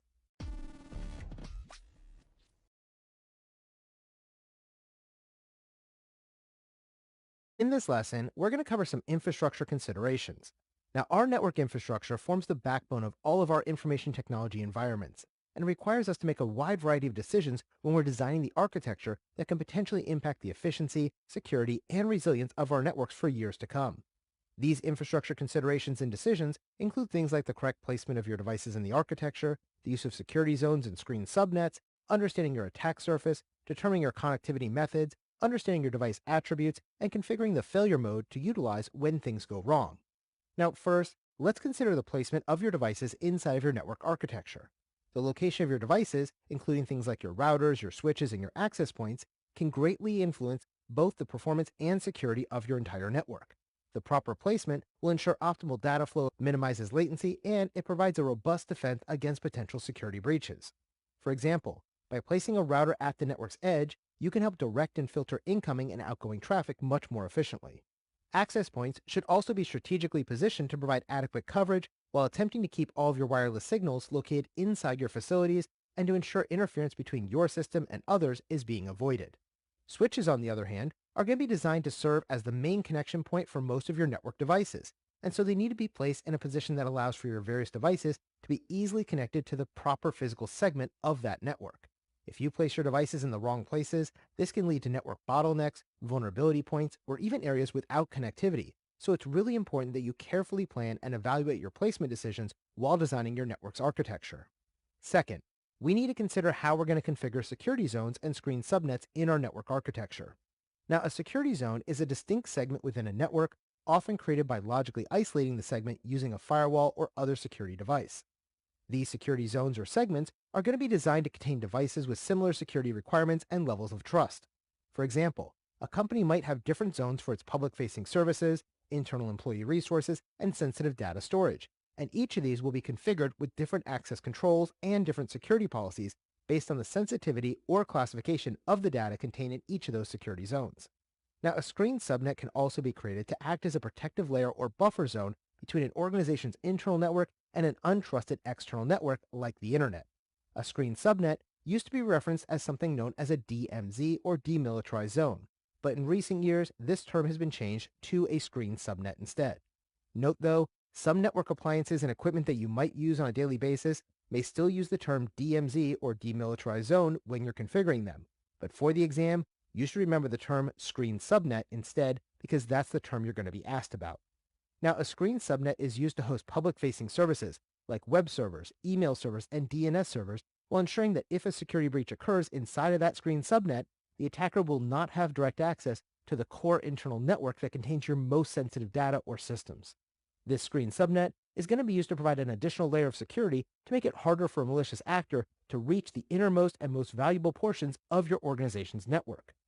Third, we need to consider the attack surface that our network architecture is going to represent to our organization. Now, the attack surface of a network refers to all the points where an unauthorized user can try and enter data to or extract data from an environment. In essence, it's the sum of all the potential vulnerabilities and risk points inside of a system, a network, or an application. As our networks grow and become more complex, and we add additional devices, applications, and access points, the surface area and the attack surface will inevitably expand and become larger and larger. A larger attack surface generally equates to a higher level of risk because there are more opportunities for malicious actors to exploit weaknesses and vulnerabilities in your systems, including improper device placement, improperly configured devices, outdated software, unnecessary open ports, and weak access controls that are being used. To reduce your attack surface, you need to identify the vulnerabilities and either eliminate them or implement proper controls to mitigate the risks associated with those vulnerabilities. To safeguard our organization, it's really important that you regularly assess and minimize your organization's attack surface. By taking a proactive approach, you can ensure that you remain conscious of any potential threats and that you can act swiftly to address them in order to maintain the integrity and security of your organization's network. Now, fourth, we need to consider the different connectivity methods that are going to be used for our network architecture. Connectivity refers to how different components of a network are going to communicate with each other and with our external networks. The connectivity method that you choose will really influence the performance, reliability, and security of your entire network or system. So, if you're going to use a traditional wired network connection, like Ethernet, this is going to provide you with higher levels of stability and much faster speeds, but it is going to be more restrictive in terms of your end user's mobility than using a wireless network, and so it becomes much more difficult to move workstations and laptops to different offices because the wired cables will also have to be moved or new ones will have to be installed to support your new office location. On the other hand, wireless connectivity methods like Wi-Fi, microwave links, and satellite connections do offer us greater levels of flexibility and scalability because they're not limited to the pre-existing wiring of a given network. But they do suffer from interference and potential security vulnerabilities if you don't properly configure your wireless devices. Furthermore, newer wired methods like fiber optics do provide higher speed data transmission over longer distances with minimal signal degradation than a microwave link or a satellite connection would. Sometimes, to create a more robust connection, you might use a hybrid method that's going to combine various forms of connectivity to leverage the strengths of each different technology that's being used in order to ensure additional layers of redundancy are being put into your networks. Now, when you're designing or revising your network architecture, it's essential for you to weigh the benefits and drawbacks of each connectivity method based upon the specific needs and objectives of your organization's network. You should think about the various factors, including scalability, speed requirements, security considerations, and budgetary constraints when you're determining the most suitable connectivity option for your organization to utilize. Fifth, we need to consider the device attributes that will affect how each device can be utilized in our network's architecture. When I refer to a device's attributes, I'm really referring to whether or not the device is considered to be active or passive, and if it's going to be placed inline or as a tap or monitor inside of your network architecture. Now, active devices, like intrusion prevention systems, are going to be used to monitor and act on suspicious or malicious network traffic by influencing data flows and making real-time decisions based on the network's current state. On the other hand, passive devices like an intrusion detection system will simply observe and report on the network traffic without actively intervening or altering its data flow. Network security devices can be installed as either an inline device or a tap-based configuration. Now, an inline device is going to be positioned directly in the path of the network traffic, and they have the capability to influence or block traffic as it passes through the device. This makes an inline device, like a firewall, a router, or an intrusion prevention system, a really critical tool for tasks like filtering malicious traffic or optimizing our data flows.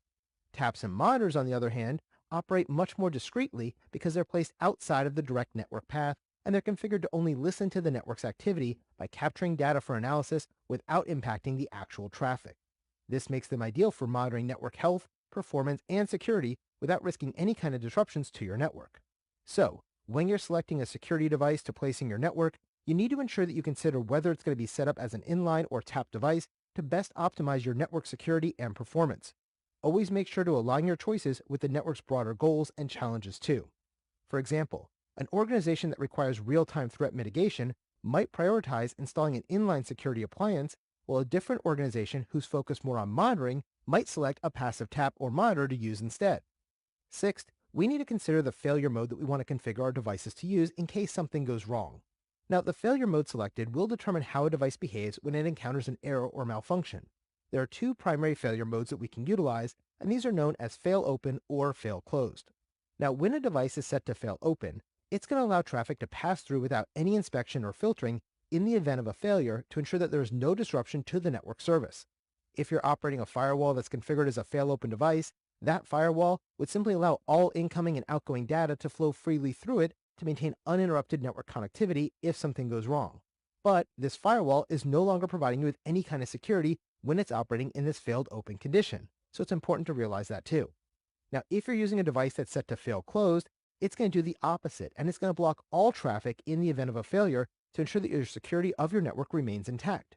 If you're operating a firewall that's configured as a fail closed device, if a malfunction occurs in your firewall, that firewall is going to start blocking all incoming and all outgoing data in order to maintain the security of your data and your network. But this will fully interrupt your network connectivity and prevent any normal firewall operations to occur during this failed state. Now, your choice between using a failed open or failed closed mode is really going to depend on the organization's security policy and the criticality of the network segment that that device is trying to protect. For example, a data center that's used to store all the organization's sensitive financial data might opt to use a failed closed mode to maintain the security of the data in the case of a device failure. On the other hand, if you're operating a guest wireless network, you might prefer to use a failed open mode to ensure uninterrupted access for all of your users because you're not really trying to protect any sensitive data or servers inside of that guest wireless network anyway. So remember, infrastructure considerations play a pivotal role in the efficiency and security of a network environment. Therefore, it's important to consider the device placement in your network architecture so you can optimize your data flow and security. Security zones and screen subnets can also be used to help isolate and protect network segments inside of your architecture. As a cybersecurity professional, it is our job to understand our organization's attack surface and provide ways to minimize it so that our security is going to be increased. Additionally, you need to consider the various connectivity methods that you can use in your networks so that you can choose the right one to provide both the performance and flexibility that your organization needs. As you install various network and security appliances in your architecture, you also need to consider whether they should be placed in an active or passive role, and if they're going to be installed as either inline or as a tap or monitor position. Finally, you should be aware that the failure mode of your various devices includes things like fail open and fail closed, and you need to know what they're going to do and what protections they will or will not provide to you if the device becomes overloaded or fails to operate as designed. By considering all these infrastructure considerations, you can build a more secure network architecture and that the security of your organizational network remains intact.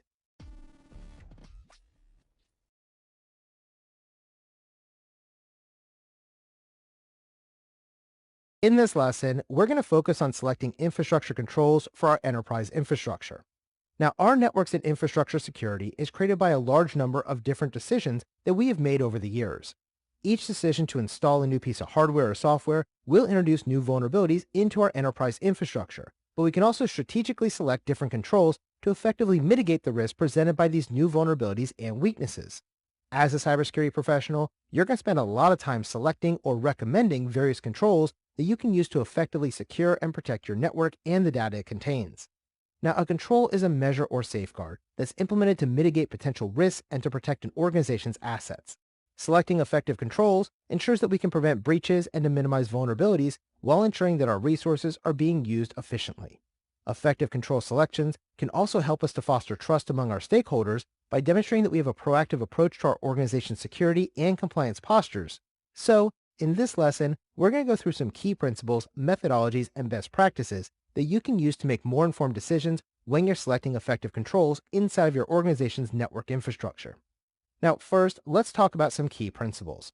When it comes to selecting effective controls, we should consider the key principles of least privilege, defense in depth, utilizing a risk-based approach, conducting lifecycle management, and focusing on open design principles to secure our infrastructure. Now, the principle of least privilege mandates that a user or system should only have the necessary access rights that they need to perform their duties. Selecting and implementing controls associated with the principle of least privilege really does help to reduce the potential attack surface of your network. Another key principle to use is the concept of defense in depth.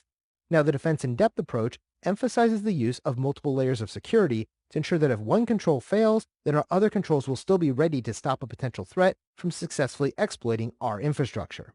Now, a risk-based approach is another good idea for you to implement because it underscores the need for the prioritization of controls based on the potential risks and vulnerabilities that are specific to your organization's infrastructure. After all, no organization has enough people, time, or money to completely mitigate every single potential threat or vulnerability that's out there, so we have to prioritize them using a risk-based approach to more effectively use our limited resources while giving us the best protection for our infrastructure. Additionally, the principle of lifecycle management will be used to focus on the importance of regularly reviewing, updating, and retiring our controls that align with the always changing threat landscape that we're experiencing. After all, we don't select and implement our controls one time and then expect that our network will be well protected for the rest of time. So we need to conduct proper lifecycle management for all of our controls as our networks evolve over the years. Now, the final key principle we need to utilize is one known as the open design principle. The open design principle is focused on creating transparency and accountability by ensuring that our infrastructure and our controls undergo rigorous testing and scrutiny to ensure they're effective and being implemented securely. By deeply understanding and integrating these key principles into the selection of your infrastructure's controls, you can ensure that you have a more robust, resilient, and responsive enterprise infrastructure.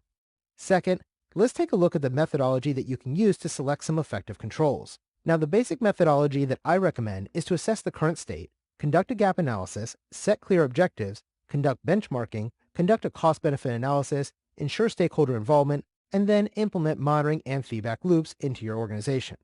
So remember that when you're examining methodologies, it's always important that you adopt a structured and systematic approach to ensure the security of your infrastructure remains intact. Now, you should always start out by assessing the current state of your security and the controls that you already have in place. You must have a clear understanding of your current infrastructure setup, its vulnerabilities, and its existing controls, if any, before you start adding any kind of new controls. Once you understand your baseline, you should then utilize a gap analysis to identify any discrepancies between your current security posture and your desired security posture that you want to achieve inside of your organization's network. Then, once you have this information, you can set clear objectives for what you're hoping to achieve as you add additional controls.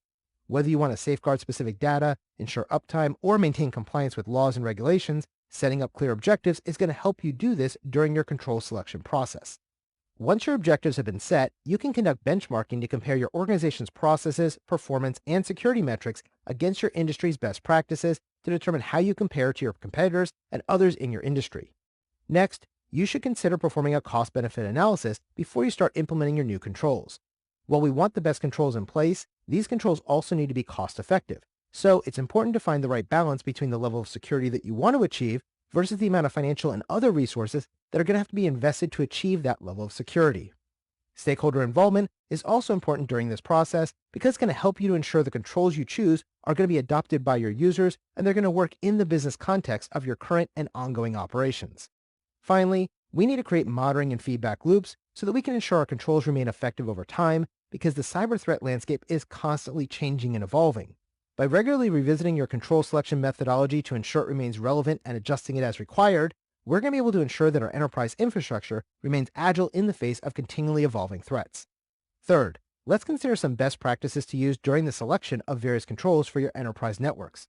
Now, when you're determining the best controls for your enterprise infrastructure, you must first conduct a comprehensive risk assessment to better understand the threats and vulnerabilities that are specific to your organization. This will provide us with the foundation for every subsequent decision that we're going to be asked to make during the control selection process. Also, a risk assessment should not be considered a one-time thing, but instead it should be a recurring process that's going to be repeated and updated anytime there's a significant change in your enterprise infrastructure or your business's operations. Next, you need to align your control selection to a well-established framework or standard. For example, the National Institute of Standards and Technology, known as NIST, and the International Organization for Standardization, known as ISO, both have published guidelines that have been vetted and refined over time. By adhering to these frameworks, you can be assured that your approach is comprehensive and based on tried and tested methodologies. For example, I personally like to use the NIST Cybersecurity Framework and the NIST Risk Management Framework when I'm working as a cybersecurity consultant because they are both very in-depth and well-regarded frameworks that we can rely on during our engagements. Another best practice is to perform customization of the frameworks for your own usage to meet your specific use cases. Here, customization is key because while these frameworks provide a robust starting point, you can also tailor their controls to the unique aspects of your organization's business operations and its infrastructure's own specific risk profile. Finally, I cannot overemphasize the importance of conducting stakeholder engagement and training as part of your effective control selection process. Your security controls are only going to be as effective as the people who are asked to implement them and monitor them. Therefore, you have to engage all relevant stakeholders in the decision-making processes to ensure that they understand the rationale behind each control that was being selected and its role in your organization's broader security strategy. Regular training sessions should also be conducted to keep everyone up to date on the latest threats, the purpose of the security controls we have in place, and the best ways to utilize those control measures. When it comes to implementing effective security controls in your organization, you really will have to rely on a knowledgeable and engaged workforce to achieve a higher level of security for your infrastructure. So remember, a control is a measure or safeguard that's implemented to mitigate potential risks and protect an organization's assets. Selecting effective controls will ensure that we can prevent breaches and minimize vulnerabilities while ensuring our resources are being utilized efficiently. To select your controls, you should use a structured methodology like the basic methodology I presented that includes an assessment of the current state, a gap analysis, clear objectives, benchmarking, a cost-benefit analysis, stakeholder involvement, and monitoring and feedback loops. Also, that control selection is not going to be a one-time event, but instead it's something that we need to practice time and time again, and I recommend that you do this either annually or quarterly based on your business to ensure your enterprise infrastructure remains secure.